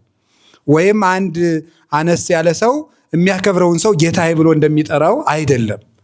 አምላክ ብቻ የሚጠራበት ጌታዬ ነው። ይሄ አዶናይ ጌታ የሚባለው፣ አልሻዳይ ሁሉን ቻይ የሚባለው፣ ያህዌ ዘሃሎ ወይ ሄሉ የሚባለው ሁሉን ቻይ የሙሴ አምላክ ብቻ የሚጠራበት ጌትነት ነው። እሷን የጠራት ቶማስ ጌታዬ አምላኬ። የቤተ ክርስቲያን ሊቃውንት ብዙ አተርጓጎም ተርጎመውታል። እግዚእየ ብለው እንደ ሰውነቱ ጌታዬ፣ አምላኬ ብሎ ደግሞ እንደ ፈጣሪነቱ ጠርቶታል። ብዙ የቤተ ክርስቲያን ሊቃውንት ግን አንድ አድርገው ሲተረጉሙት ምንድን ነው የሚሉት? ስጋውን እያየ የማይታየውን አምላክነቱን ጠራው ይላሉ። የሚታይ ስጋውን እየዳሰሰ የማይታይ ጌትነቱን ጠራ ይላል። ጌታዬ አምላኬ ሲለው ኢየሱስ ክርስቶስ እግዚአብሔር ነው ማለቱ ነው። እግዚአብሔር ነው ማለቱ ነው። ዋናው ነጥቡ እሱ ነው። የቅዱስ ቶማስን ምስክርነት ብዙ ሊቃውንት የክርስቶስን ጌትነት ትንሣኤ ለማስረዳት ተከራክረውበታል። እነ ቅዱስ አትናቴዎስ፣ ቅዱስ ቄርሎስ ዘእስክንድርያ ድርሳነ ቄርሎስ ምዕራፍ 35 ላይ፣ ቅዱስ አትናቴዎስ ሐዋርያዊ ሃይማኖተ አበው ምዕራፍ 31 ቁጥር 24 ላይ የቅዱስ ቶማስን ምስክርነት በደንብ የክርስቶስን ጌትነት ለማስረዳት ተጠቅመውበታል። አሁን ቅዱስ ቶማስ ጌታን ጌታዬና አምላኬ ብሎ የጠራበት ምክንያት 3 መሰረታዊ ነገሮች ልንገራችሁ። አንደኛው ክርስቶስ በዝግ ቤት ውስጥ መግባቱን፣ በተዘጋ ቤት ውስጥ መግባቱ ክርስቶስን ፈጣሪዬ ብሎ ጠርቶታል፣ እንዲጠራው አድርጎታል። ፈጣሪዬ ነህ አንተ ብሎታል።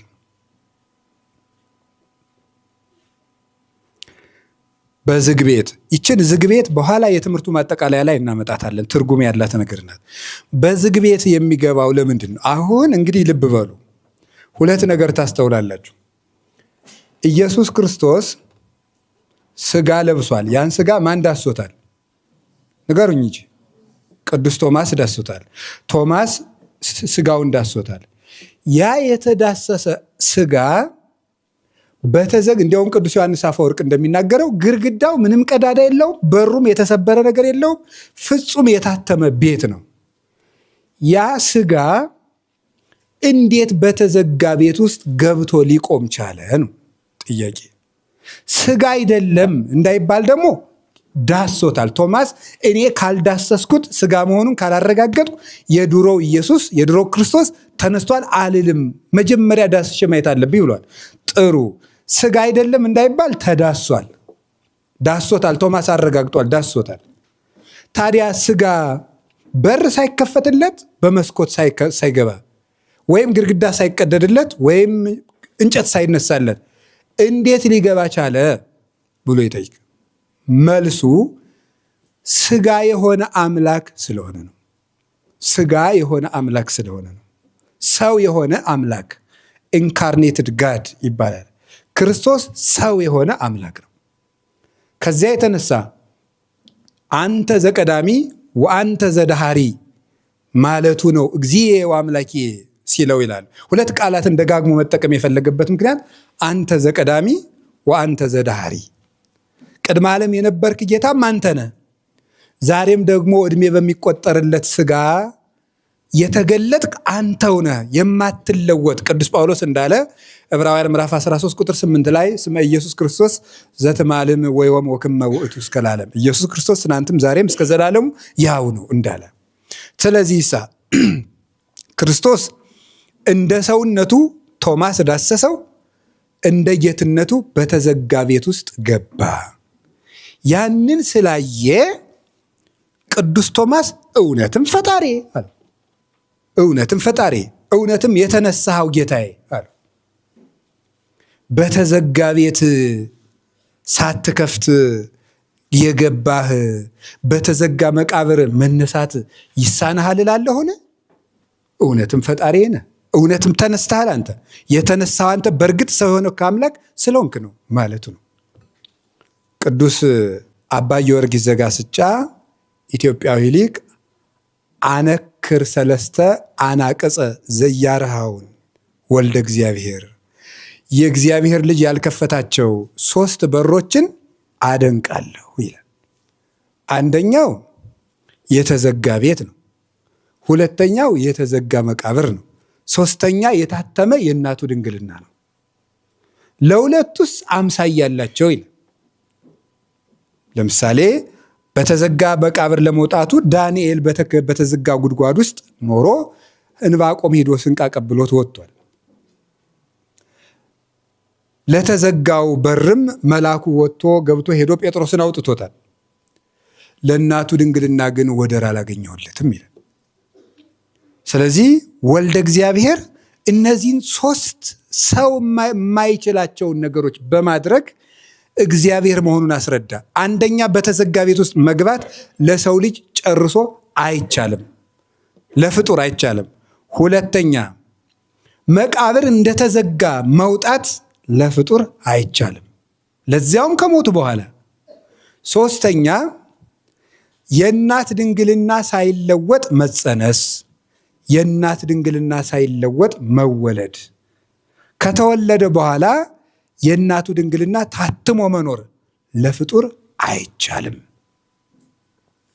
ይህ ክርስቶስ እግዚአብሔርነቱን ያስረዳባቸው 3 ያልተከፈቱ በሮች ናቸው። የተዘጋው በር፣ የታተመው መቃብር እና የእናቱ ድንግልና።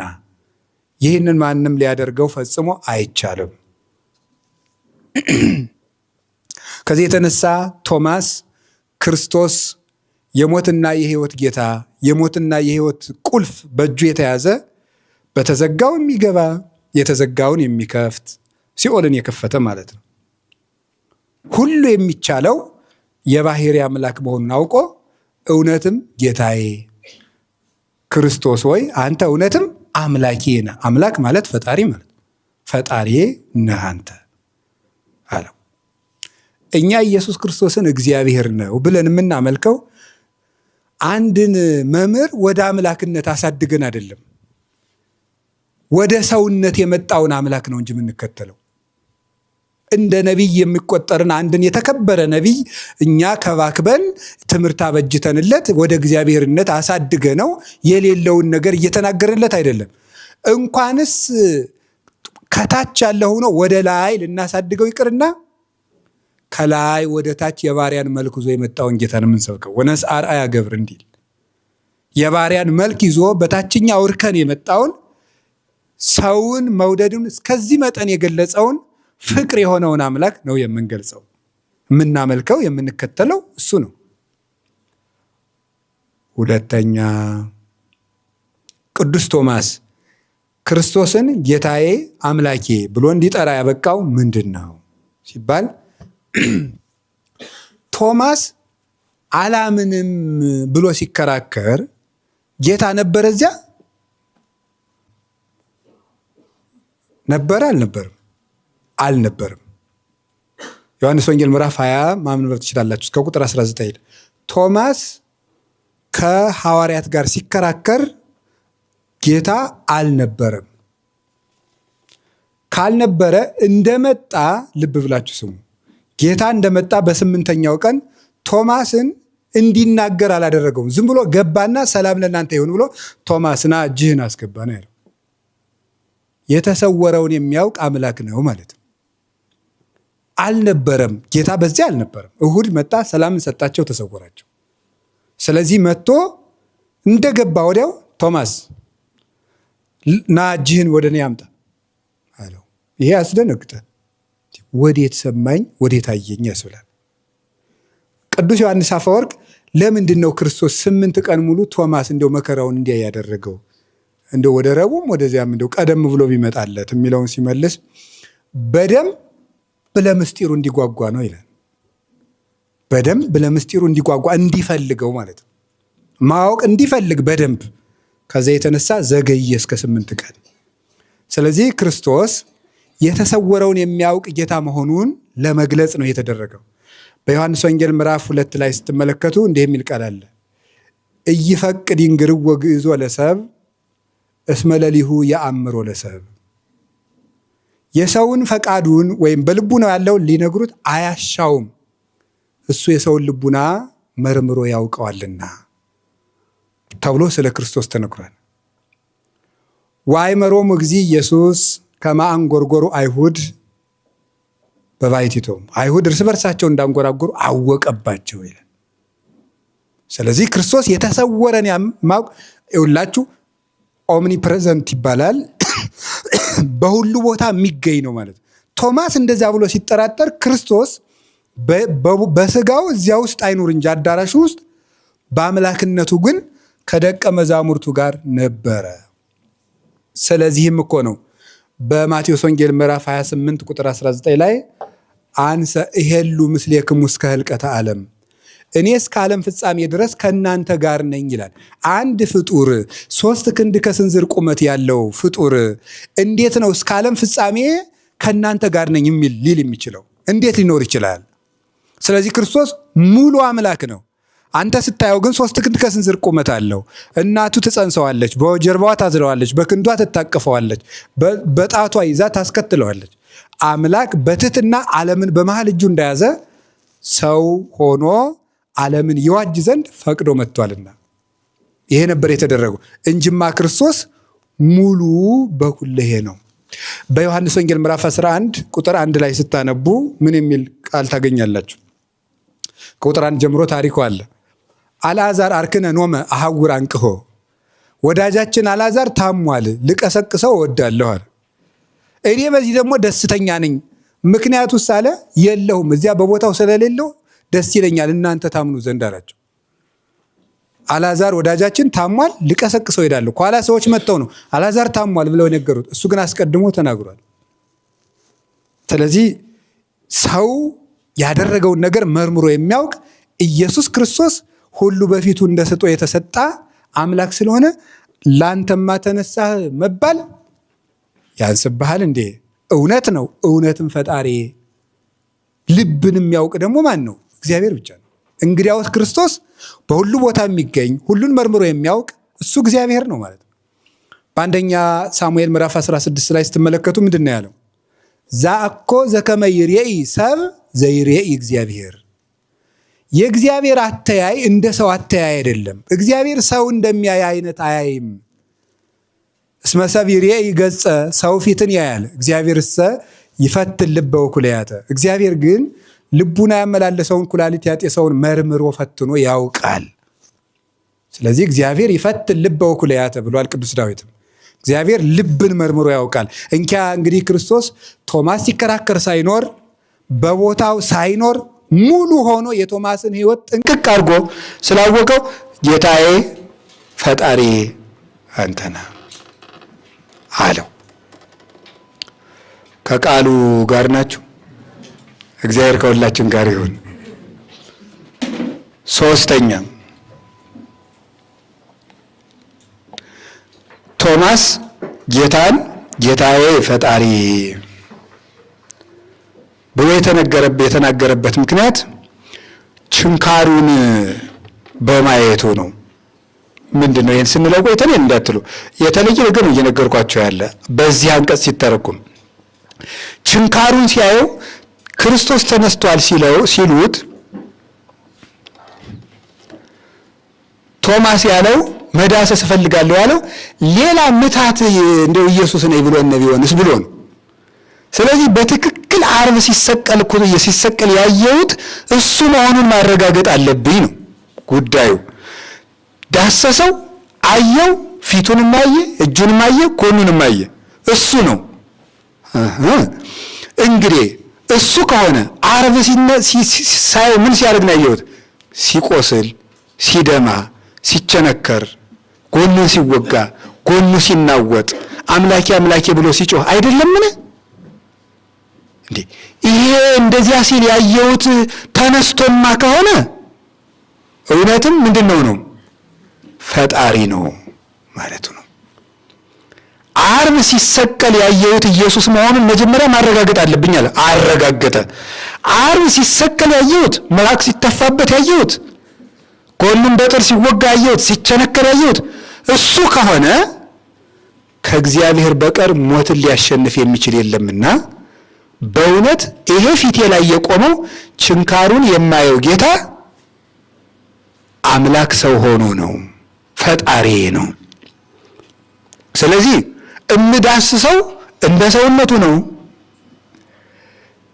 እማመልከው ደግሞ እንደ ጌትነቱ ነው ብሎ መሰከረ። እንግዲህ ክርስቶስ ተመልከቱ፣ ኢየሱስ ክርስቶስ መሆኑን ሐዋርያት አረጋግጠውታል። ሌላ ሰው ነው እንዳይባል ኢየሱስ ክርስቶስ መሆኑን ካረጋገጡት እሱ ደግሞ ምን ብሎ ነው ያለው? ናሁ ነአውር ኢየሩሳሌም ወይ እህዝዎ ለእጓለ እመሕያው ወይ ቀትልዎ ወአመሳልስት ዕለት ይትነሣ። ወደ ኢየሩሳሌም እንወጣለን፣ የሰውን ልጅ ይይዙታል፣ ይገሉታል፣ ይሰቅሉታል፣ በሦስተኛው ቀን ይነሳል ብሎ ተናገረ። ከዚያሳ እንዲህ ብሎ ተናገረ። በእርግጥ ሲያዝ ነበሩ፣ አላስመሰለም። እሱ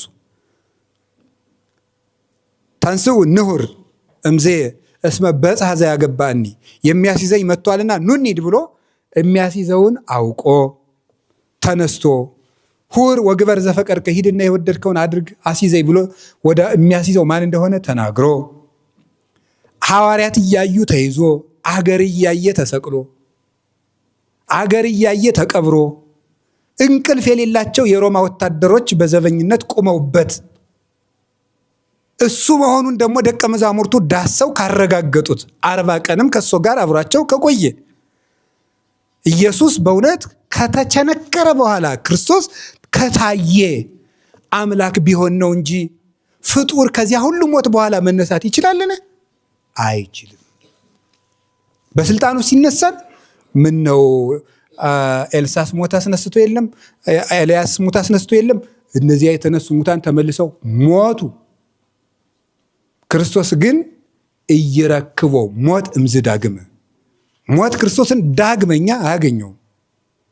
ደግሞስ ማንኛው ሙቶ የተነሳ ነው ለደቀ መዛሙርቱ መንፈስ ቅዱስን የላከ? ማን ነው አጋንንትን አውጡ፣ ድዊ ፈውሱ፣ ሙት አንሱ ብሎ ስልጣን መስጠት የሚችለው? ክርስቶስ እኮ በትንሣኤው የእሱን ትንሣኤ በሞት ላይ ደቀ መዛሙርቱን ጭምር ነው ያሰለጠናቸው። እሱ ሞትን አሸነፈና ደቀ መዛሙርቱ ደግሞ ናለች ሙት አንሱ፣ ድዊ ፈውሱ፣ ጋኔን አውጡ፣ በእኔ የምታምኑትን ሁሉ ምልክት ይከተላችኋል ነው ያላቸው። እንግዲህ ክርስቶስ በእውነት አባቶቻችን ሐዋርያት ያዩት ዓርብ የተሰቀለውን ከሆነ እሁድ ያዩት ደግሞ እንዳዩትም እርግጠኞች ነን። ስለዚህ እሁድ የታየው ዓርብ የተሰቀለው ከሆነ እንግዲያስ የተሰቀለው ፈጣሪ ስለዚህ ቅዱስ አትናቴዎስ ሲናገር ይህን ነገር ምን ያልመስላችሁ? ንጸርፎሙ ወናስተሐቅሮሙ ለዘይክህድዎ ለዘተሰቅለ ወይብሉ ኢኮነ አምላከ። እነዚህ የተሰቀለው ክርስቶስ አምላክ አይደለም ብለው የሚናገሩትን እናሳፍራቸዋለን፣ ቃላቸውንም እንንቀዋለን፣ እንጸየፈዋለን። ወይለብው እንከ እምቅዱሳት መጻሕፍት፣ በቅዱሳት መጻሕፍት ስለሱ የተነገረውን ነገር ሁሉ ያስተውሉ። ወፈድፋደሰ ባሕሎ ለቶማስ ሐዋርያ ዘይቤ እግዚእየ ወአምላኬ፣ ጌታዬ ፈጣሪ ብሎ የሚጣራ ቶማስን ይልቁን ፈጽመው ሰምተው ይመኑ። ቅዱስ ኤራቅሊስም በሃይማኖተ አበው ተገሰጽ እምዝንቱ ታምር ወስግድ ለዘተሰቅለ፣ ይህንን ታምራት አይተህ ለተሰቀለው አምላክ ስገድ። የተሰቀለው ኢየሱስ ክርስቶስ አምላክ ነው ብለህ እመን። እሁድ ያዩት የተሰቀለው ከሆነ የተሰቀለውን ከተነሳ ያ ክርስቶስ አምላክ ነው። ይሄ ነው ጌታዬ አምላኬ ብሎ የተናገረው። እኛም ይሄንን ቃል እስከምንሞት ድረስ እንጮሃለን። ጌታዬ አምላኬ። እስኪ በሉ ሁላችሁ በሉ እንጂ። በጣም በጣም በጣም በጣም በነገራችሁ ላይ የመነኩሴ ጦሩ ይሄ ነው ታውቃላችሁ። በጣም መነኩሴ እልፍ መሳሪያ ከታጠቁ ሰዎች ይልቅ ጀግና ነው። ጀግንነቱ ይች ቃል ናት፣ ጌታዬ አምላኬ ናት። ይች ናት። አንድ በበረሃ የሚኖር አባት ከከተማ የመጣ ሰው እንዲህ አላቸው፣ አባቴ እባክዎትን ወደ ቤተ ክርስቲያን መቅረብ ሳስብ ሌሊት ሌሊት እየመጣ የሚያንቀኝ፣ ከቤቱ ውጭ በግቢው እንዳውሎ ነፋስ ሲጮህ የምሰማው የሚያጨናንቀኝ መንፈስ አለ። ጸሎት ሳስብ እንዲያደርገኛል፣ ስተወው ግን ይተወኛል አላቸው። ቆይ ጦር ላመጣልህ ነው ብለው ምን ያመጡለት ጥሩ ነው? 33 ፍሬ መቁጠሪያ። መቁጠሪያ በነገራችሁ ላይ 33 ይደረጋል፣ 41 ይደረጋል፣ 64 ይደረጋል። 33ቱ ምንድነው ምሳሌው? ክርስቶስ በዚህ ዓመት የኖረው በዚህ ዓለም ስንት ነው? 33 ዓመት ነው። ስለዚህ እሱም ይደረጋል። 33 መቁጠሪያ አምጥተው ሰጡና ሲመጣብህ ይሄን ተኩስ አሉት። ምን በልና ያሉት? ጌታዬ ኢየሱስ ክርስቶስ ሆይ ማረኝ በለን። ያቺ ከዚያ በኋላ ሲጨንቀው ያችን ያወጣና ጌታዬ ኢየሱስ ክርስቶስ ሆይ ማረኝ እልም ይልለታል። እኔ ለመነኩሴ መቁጠሪያን የሚያህል ጋሻ የለውም። እኔ እርግጠኛ ሆኜ ነው የምነግራችሁ። ቁጠሩ፣ ወግ አትቁጠሩ፣ ቁጠሩ ሁላችሁም ማለት ነው። በጣም ትልቅ ጋሻ ነው። ታውቃላችኋል። አንድ መነኩሴ መንገድ ሲሄድ አንበሳ መተውበት የሚያደርገው ቢጠፋው መቁጠሪያውን ቆጠር አድርግና በመቁጠሪያው ነካ ሲያደርገው አንበሶቹ ሞቱ። አለፍ ብሎ ወደና የማነፍስ መግደል ይሆንብኛል አለና መልሶ ደግሞ መቁጠሪያውን ቆጠር አድርጎ ነካ ሲያደርጋቸው ተነሱ። የኢየሱስ ክርስቶስ ስም የሚጠራበት እንደ ኢየሱስ ክርስቶስ ስም ያለ ጉልበት በምድር ላይ የለም። ምድርና ሰማይን በሙሉ ድል የሚነሳ ኃይል ነው። ጌታዬ አምላኬ። ድገሙ እንጂ ጨምሩ። ጌታዬ አምላኬ። ይሄ ቃል በስማም የቤተ ክርስቲያን ጋሻዋ ነው። ህንድ ቤተ ክርስቲያን ብትሄዱ በየጉዳዮቿ ጽፋ የምታዩት ነገር ይሄ ነው። ጌታዬ አምላኬ። የህንድ ቤተ ክርስቲያን ሀገረ ስብከቱ የቅዱስ ቶማስ ህንድ አይደለ? ስለዚህ ጌታዬ አምላኬ ተብሎ ይገኛል። እና ዛሬም ቅዱስ ቶማስ አባታችን ነው። እኛም አብራን ከህንድ ኦርቶዶክስ ጋር የእኛም የቤተ ክርስቲያናችን ዋና መሰረታችን ነው። ስብሐት ለከ ክርስቶስ እግዚእ ወአምላኪየ ኩሎ ጊዜ። ስለዚህ እግዚእ ወአምላኪየ ሳንል ቅዳሴ አንቀድስም ማለት ነው። ጌታዬ አምላኬ ብለን ነው ቅዳሴ የምንቀድሰው፣ ስርዓተ ቅዳሴያችን ላይ ማለት ነው። ይሄ ቤተ ክርስቲያን የቆመችበት መሰረት ነው ማለት ነው። እግዚእ ወአምላኪየ። አንድ ጊዜ ድገሙ ሁላችሁም እስቲ በአማርኛ በሉት። ስለዚህ በጨነቃችሁ ቁጥር ዝም ብላችሁ 5 ደቂቃ ወስዳችሁ መቁጠሪያ ካላችሁ መቁጠሪያ፣ ከሌላችሁ በእጃችሁም ጌታዬ ኢየሱስ ክርስቶስ ማረኝ፣ ጌታዬ ኢየሱስ ክርስቶስ ማረኝ፣ ጌታዬ ኢየሱስ ክርስቶስ ማረኝ፣ ጌታዬ ኢየሱስ ክርስቶስ ማረኝ። እኛ ግን ጎረቤት ፈልጋል የምንለው የሆነ ነገር ሲገኝ ለማን ልደውልለት ማለት እዚህ አብሮ እያለ እዚህ እኮ አለ የተዘጋውን ከፍቶ የሚገባ ጌታ ማለት ነው። ሁሉ የሚቻለው አምላክ እሱ አለ። ተጠርቶ ቅርብ ይሆን እንኳን የእሱን ስም እኮ የሰማዕታቱን ስም ገና ሲጀመር ነው የምትደርስላቸው አይደለም ያለው። ጊዮርጊስን ጊ ሲባል ገና ትደርሳለህ ነው ያለው። ቂርቆስን መርቆሬዎስን እንደዚህ ቂ ሲባል ነው። እምሩፀተ ነፋስ ወአውሎ ያለውም ለዚህ ነው። ገና ቂ ጊ ሲባል ነው የሚደርሱት እንኳን የእሱ ስም እና እንደ ክርስቶስ ስም ያለ ጋሻ የለም። ጌታዬ አምላኬ በጣም ግሩም ነው። አሁን አንድ ሁለት ነገር ልጨምርና ትምህርቴን ለዛሬው ይበቃኛል መሰለኝ። የመጀመሪያው ነገር ቶማስን ለዚህ ክብር እንዲበቃ የረዳው ምንድን ነው? አለማመኑ እንዴት እግዚአብሔር እንዲረዳው ያደረገው ምንድን ነው? ሶስት ነገር። ቶማስ ይሄን ምስጢር ለማየት ያበቃው ምንድን ነው ስትሉ ሶስት ነገር። ብዙ ሶስት ነገር ነግሬያቸዋለሁ። ያው እንግዲህ የመጀመሪያው ከወንድሞች ጋር በህብረት መቀመጥ። ከማን ጋር መቀመጥ ነው? ከወንድሞች ጋር በህብረት መቀመጥ እምነትን ይጠግናል፣ ይፈውሳል። ስለዚህ እንዛሃለው ውስጥ አርዳይሁ ደቀ መዛሙርቱ ውስጥ ሳሉ ወቶማስኒ ሃሎ ምስሊሆሙ ቶማስም ከነሱ ጋር ነበር። ስለዚህ ከክርስቶስ ደቀ መዛሙርት ጋር ከክርስቶስ ማህበር ጋር አንድ ላይ መኖር እምነት ይጨምራል። ምክንያቱም እኛ ብንጠራጠር አጠገባችን የሚያምኑ 3-4 ወንድሞች አሉ፣ 3-4 እህቶች አሉ። ስለዚህ ሰው ጋር መሆን ከሚያምኑ ሰዎች ጋር ማለት ነው መሆን እምነት እንዲጨመርልን ያደርጋል። ምክንያቱሳ ክርስቶስ የፍቅር አምላክ ስለሆነ ፍቅር ስለሆነ መዋደድ ባለበት እውነት አለ፣ እውነት ባለበት እግዚአብሔር አለ። ስለዚህ ስለ ፍቅር ክርስቶስ እዚያ መሃል ተገኘ። ከወንድሞቹ ጋር በህብረት የሚኖር ሰው ክርስቶስ ይደርስለታል። ስለዚህ ፍቅር ይቀድማል።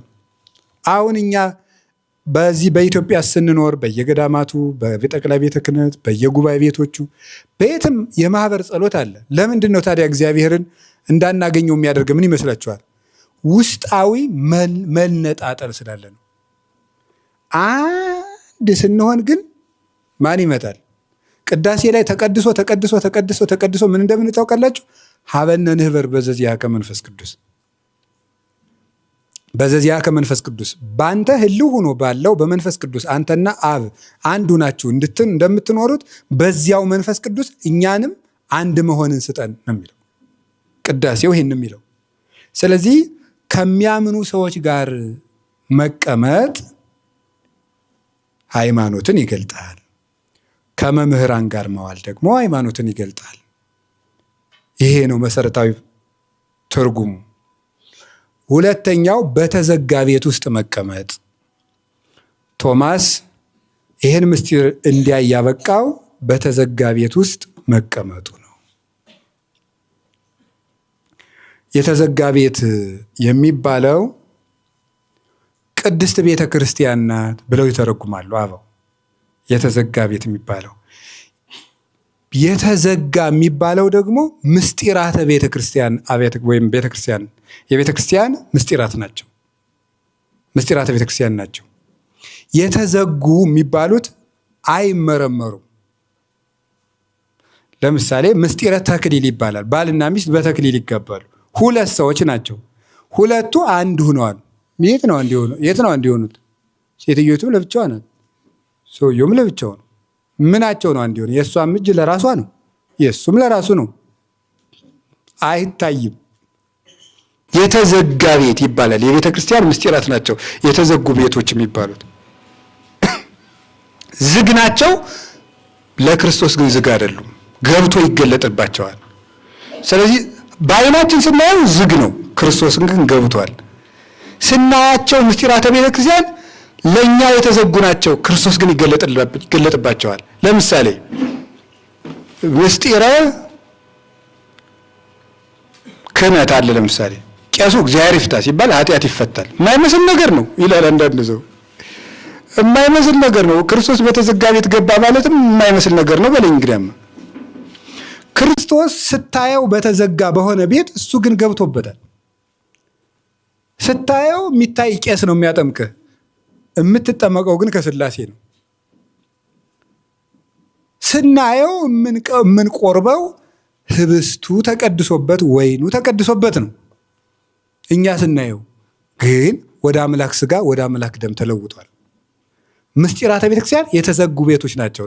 ስለዚህ ምንድን ነው ያለው? ግን ክርስቶስ የሚገለጥባቸው በስጋዊ ሐሳብ የማይመረመሩ የቤተ ክርስቲያን ምስጢራት ናቸው እነዚህ።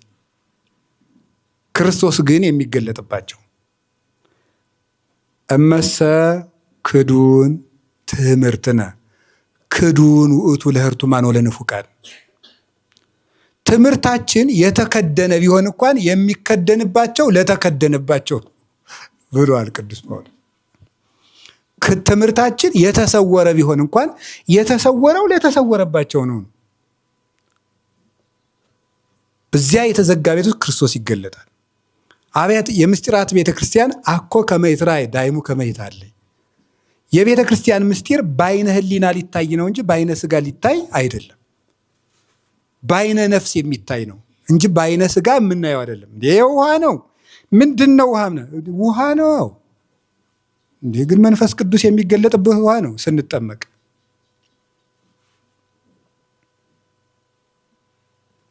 እንዴ ቄሱም የምናውቀው ነው። ቄስ መንክር በለው ቄስ አይምሮ በለው ከሆነ ጳጳስ ተሾሞ ሲመጣም የጨመረው ነገር የለም። ቁመትም አልተጨመረለትም። ፀጉሩም እንደ ድሮው ነው። አይኑም እንደ ድሮው እንደፈጠጠ ነው። እጁም እንደ ድሮው ነው። ምንም የተጨመረለት ነገር የለም። ግን የእግዚአብሔር ምስጢር ግን ተሸክሞ ነው የሚመጣ። ይሄ የመንፈስ ቅዱስ አሰራር ነው። ለብእሲሰ መንፈሳዊ ኩሉ ይተሐሰሱ ወሎቱሰ አልቦ ዘይተሐሰሱ። አንደኛ ቆሮንቶስ ምዕራፍ 2 ላይ ቅዱስ ጳውሎስ ሲናገር መንፈሳዊ ሰው ሁሉን ይመረምራል፣ እሱን ግን የሚመረምረው የለም ይላል። የቤተክርስቲያን ምስጢራት አይመረመሩ። ብዙ ሰዎች ከቤተክርስቲያን ወጥተው የቀሩት በዚህ ምክንያት ነው። እዚች ቤተክርስቲያን ውስጥ ኑር ማለት ነው ክርስቶስ እንዲገለጥልህ። እዚች ቤተክርስቲያን ውስጥ ይቺ የተዘጋ ማንም ሊመረምራት የማትችል። ስለዚህ ቤተ ክርስቲያንን ወሪደ ብሔረ ሮሜ ሪክዋ ለቤተ ክርስቲያን፣ ወደ ሮሜ ሄጄ ቤተ ክርስቲያንን አየዋት አወኳት፣ ከዚያ በኋላ እንደ እህት ያየዋት ይላል ቅዱስ ያሬድ ሲናገር። ቤተ ክርስቲያንን ሰው ያያታል፣ ያውቃታል፣ ይኖርባታል። ዝም ብሎ ግን ከውጭ ብሎ ቢያያት ምንድን ነው ምነው? ጸላም አነ ወሰናይት ብላ ነው የምትመልስልን። ጸላም አነ ወሰናይት ማለት ምን ማለት ይመስላችኋል? እዚህ ተርጉሙ በሉ እናንተ ተርጉሙ። ጸላም አነ ወሰናይት በሉ እሺ፣ በአማርኛ በሉ፣ በግዙም በሉት በሉ እንጂ ተርጉሙት። እሺ ተርጉሙ እንጂ። በቃ ካልተረጎማችሁት እኔም አልተረጎም። እስመ ለዘቦ ይሁብዎ ንባብ ላይ ያዘ ትርጓሜ ይጨምሩልታል። ወለዘስ አልቦ መኒቦ ያይድዎ። እሺ በቃ ተውት፣ እኔም ትቼዋለሁ። ተርጉሙና ልተርጉምላችሁ። በቃ አቤት ቆይ ይበሉሽ።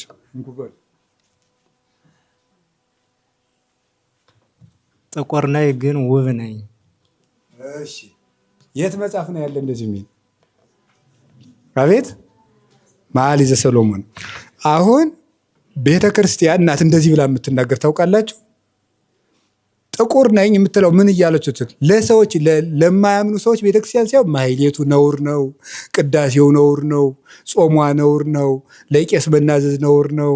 ከዚያሳ ግን በመንፈስ ቅዱስ ለተረዳት ግን ቤተክርስቲያን ምንድን ናት? ውብ ናት። የክርስቶስ ሙሽራ ናት ማለት ነው። ያ ነው የተዘጋችው ቤት የምትባለው።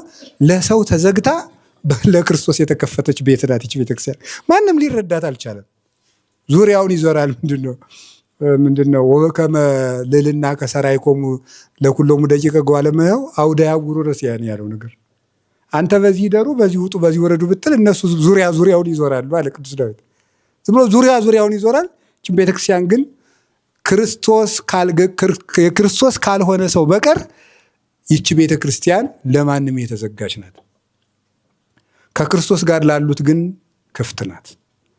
ክርስቶስን ብለው ለሚመጡ ክፍት ናት እና በዚህች ቤተ ክርስቲያን ውስጥ ክርስቶስ አልመጣም፣ ሳይመጣም ቁጭ ብለው ነበር። ያ ማለት ጠይቀው ቢዘገይብህም ጥያቄ ባይመለስም እዚች ዝግ ቤት ውስጥ ምን በል ነው ቁጭ በል። ክርስቶስ በሳምንቱም ይመጣል፣ ወይ ማክሰኞ ይመጣል፣ ወይ እሑድ ይመጣል፣ ወይም ደግሞ ሁልጊዜ ይመጣል፣ አናየውም እንጂ። ቅዳሴ በተቀደሰው ቁጥር አሁንም መንፈስ ቅዱስ ይወርዳል። ኪዳን በተደረሰ ቁጥር መንፈስ ቅዱስ ይወርዳል።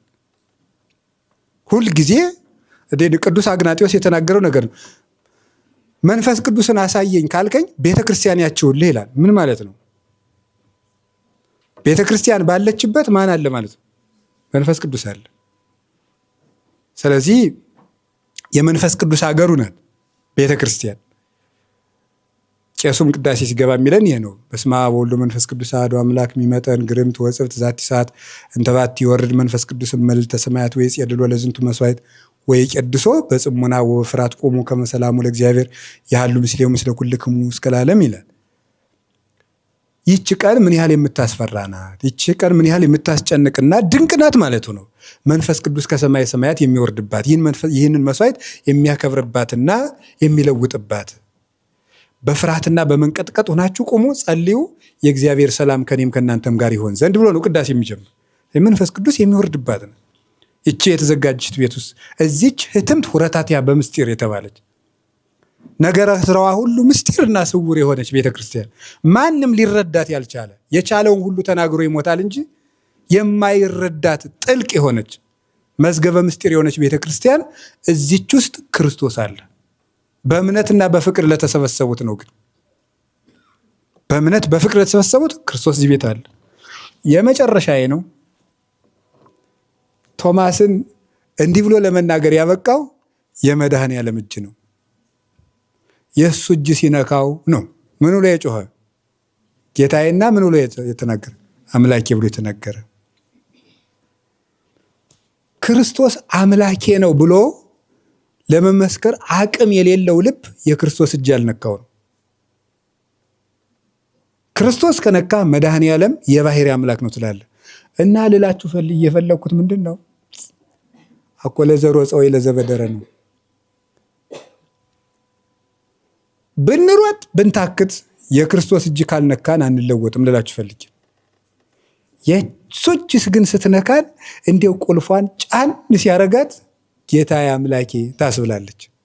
እንደ መድኃኔዓለም በዚያ የምሕረት እጁ ሁላችንም ይንካል፣ በቸርነቱ ይዳሰን። ብዙ ሊቃውንት ቅዱስ ቁርባን ነው ብለው ደሰውታል፣ ተርጉመውታል።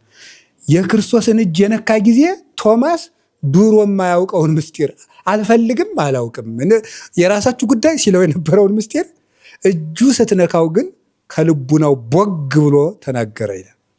ክርስቶስ የነካው ዕለት ሰው ሁሉ ከልቡ ምስጢር ይፈልቃል። ያቺ እጁ ናት የምታስፈልገን።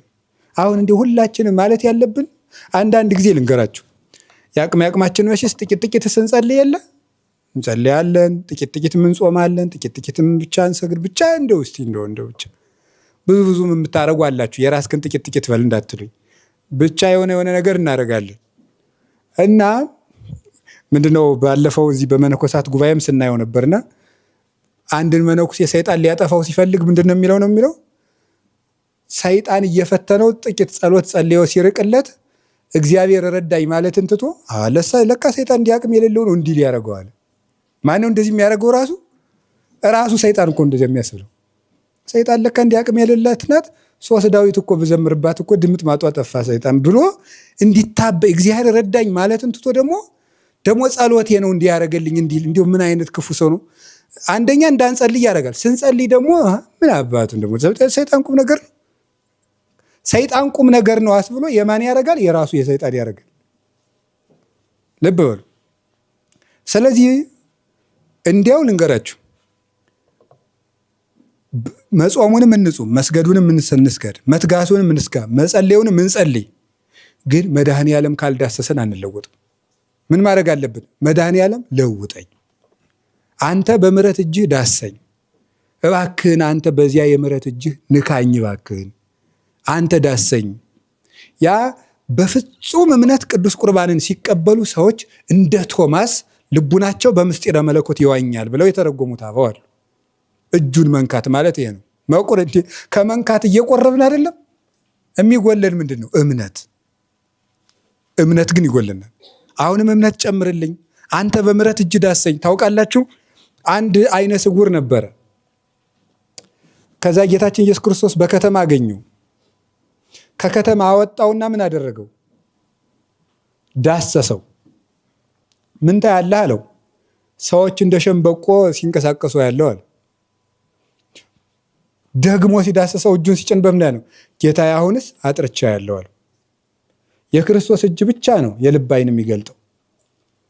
አሁን በትንሣኤው ምስጢር 2 የኤማውስ መንገደኞች ታገኛላችሁ። እነዚህ ሰዎች ቀኑን ሙሉ ከጌታ ጋር አብረው ሲሄዱ ኖረዋል፣ ውለዋል። አውቀውታል ግን አላወቁትም። እኔ የሚገርመኝ ማታ ሲመሽ እናንተ ወዴት ነው የምትሄዱት? ወደ ኤማውስ። ምኑ ናችሁ ነው? አልሰማም እንደ ኢየሱስ ክርስቶስ የሚባል መጥቶ ተሰቅሎ እኛንም ያድነናል ስንል ይኸው ሞቶ ይኸው 3 ቀኑን እንደዚህ ይላሉ፣ ያወጋሉ። እናንተ ልቡናችሁ ከማመን የዘገየ ድሮ የነቢያትን ትንቢት እየጠቀሰ አልነገራችሁም? እሰቀላለሁ፣ ሞታለሁ፣ እነሳለሁ አላላችሁም አላቸው። አዎ እሱማ ሲሉ አሉ። ሊመሽ ሲል ሊያር ነው ሲላቸው ህድር ምስሌነ እስመ መሲሕ ወተቆልቆለ ፀሐይ፣ እንደው መሽቷል እኛ ጋር እደል አሉት። አይ እንደው እንግዲህ ቸርነቱ እንደው ግርም ምን የሚያደርገው የእግዚአብሔር ፍቅር። አሁን ዛሬ በ8ኛው ቀን የመጣ አንድ ተማሪ ለማስተካከል ነው። ያማን ነው? ቶማስ እኮ ነው። እንግዲህ እኮ የቶማስ ጎልቶ ተጻፈን እንጂ 11ዱም እኮ ውስጣቸውን ሲያሻቸው ነበር። እሑድ ዕለት እኮ ሰምተናል አይደለም? ምታት ቢሆንስ ብለዋል እኮ እነሱም በውስጣቸው። አረ ለምታት አጥንት የለውም እቴኑ ዳሱ ይብሏቸዋል እነሱ። አንድ ሰው ቢቀርበት ደግሞ አንድ ሰው ለማስተካከል ዛሬ መጣ። ለእግዚአብሔር ትርፍ ሰው የለውም። ሁሉ እኩል ገንዘቡ ነው። እኛ ብቻ ነን ትርፍ ሰው የምናበጀው። እግዚአብሔር ሁሉ እኩል ነው። ሁሉ እኩል ልጁ ነው። እንደዚያን ያደረገ አሁን ያንን እነዚያን ሰዎች አብሯቸው መንገድ እየሄደ 60 ምዕራፍ እንደዚህ የሄደ ቀኑን ሙሉ እንደዚያን ለማስተካከል አብሮ መንገድ ሄድ። የት አባታችሁ ነው የምትሄዱት እናንተ? እንዲያው እነሳለሁ ያልነገርኳቸውም ብሎ እዚያውን ቅጭንስ ቢነግሯቸው አብሮ መንገድ ሲሄድ ቀኑን ሙሉ እንዲሁ እስከ ማታ ድረስ የዋህነት፣ ቅንነት፣ ደግነት በክርስቶስ ቤት አሉ። ቅድሳት ወበየ ስብሐት ውስተ መቅደሱ ያለውም ነቢዩ ለዚህ ነው። አሁን አብሯቸው ሄደና ማታ እንጀራ ቆረሰና ሰጣቸው። እራት አብረህን ብላ ብለውት ቆርሶ ሰጣቸው። ያን ሲበሉ ወተከስታ አዕይንቲሆሙ ዓይኖቻቸው ምን አሉ ይላል? ተከፈቱ ይላል። ቀን እውሩ ነው እንዴ ያን ሁሉ መንገድ ሲሄዱ የዋሉት? ማን እየመራቸው? በእግራቸው አይደል ሲያኖጉት የዋሉ መንገዱን። እና ዓይናቸው ተገለጠ ማለት ምን ማለት ነው? የልባቸው ዓይን ምን አለ ነው? በራላቸው። ምን ሲያደርጉ? ከሱ እጅ የተቆረሰ ነገር ሲቀበሉ። ምንጊዜም የክርስቶስ እጅ ናት ልቡናችን የምታበረው። እሱ ካልዳሰሰን በብልጣብልጥ በዚህ ብትለው በዚህ ብትለው። አሁን ሰው ሁሉ የእንትን የምንድን ይባላል የእቅድ ብቃት ምናምን ሁላ እየጀማመሩ እቺን አድርገህ በዚህ ስታረጋት ይቺ ጥሩ ህልም ታሳያለች ይላል እንጂ እንደው ደግሞ ለካ አይሰደብም እንዴ! እንደዚህ ያለ ነገር አለን። የመድኃኔዓለም እጅ ነው። የምንድን የምትን ብትለው መድኃኔዓለም እጁ ያቺ የምሕረት እጁ ካልነሳ ስንዴን አንስታ ወደ አምላክ ስጋ የምትለውጥ ቡሩክ እጅ አለችው። እሱ ወይንን አንስታ ይዛ ወደ ደም የምትለውጥ የከበረች እጅ አለችው። በጭቃ ዓይን የምትፈጥር ቡሩክ ጣት አለችው። እሱ እነዚያ ጣቶቹ የነኩን እንደሆነ ነው። ጌታዬ አምላኬ፣ ሃይማኖት ያለ መድኃኔዓለም እጅ አይገለጥም። የእሱ እጅ ዳሰሰው ነው። ለዚህ ነው አልቦ ዘይክል ብሂለ እግዚእነ ኢየሱስ ክርስቶስ ዘእንበለ ዘመንፈስ ቅዱስ ላዕሌሁ። መንፈስ ቅዱስ ካደረበት ሰው በቀር ኢየሱስ ክርስቶስ ጌታ ነው ወይም የባሕርይ አምላክ ነው ብሎ መመስከር የሚችል ማንም የለም። የመድኃኔዓለም እጅ ብቻ ሲነካል ሲዳሰሰን ያቺ ስትሆን ያን ዕውርም ዳሰሰው በራለት። ቶማስም ያችን እጅ ዶ ነካስ ያርጋ ጌታ አምላኬ ፊት እምቢ አላውቅም ሲል ነበረው ፍቁር። ይገርማል እኮ እኛንም እንደው እንግዲህ እግዚአብሔር እምቢ ያለንን ነገር ሁሉ እሱ በእጁ ዳሶ ያናግረን፣ በእጁ ዳሶ ይግለጥልን። ሃይማኖት የተገለጠ እውነት ነው እንጂ ሰው ፈልጎ የቀመረው ድሪቶ አይደለም። የሐሳብ ድሪቶ የሐሳብ ጥርቅም አይደለም። በመድኃኔዓለም እጅ የተገለጠ እውነተኛ ምስክርነት ነው።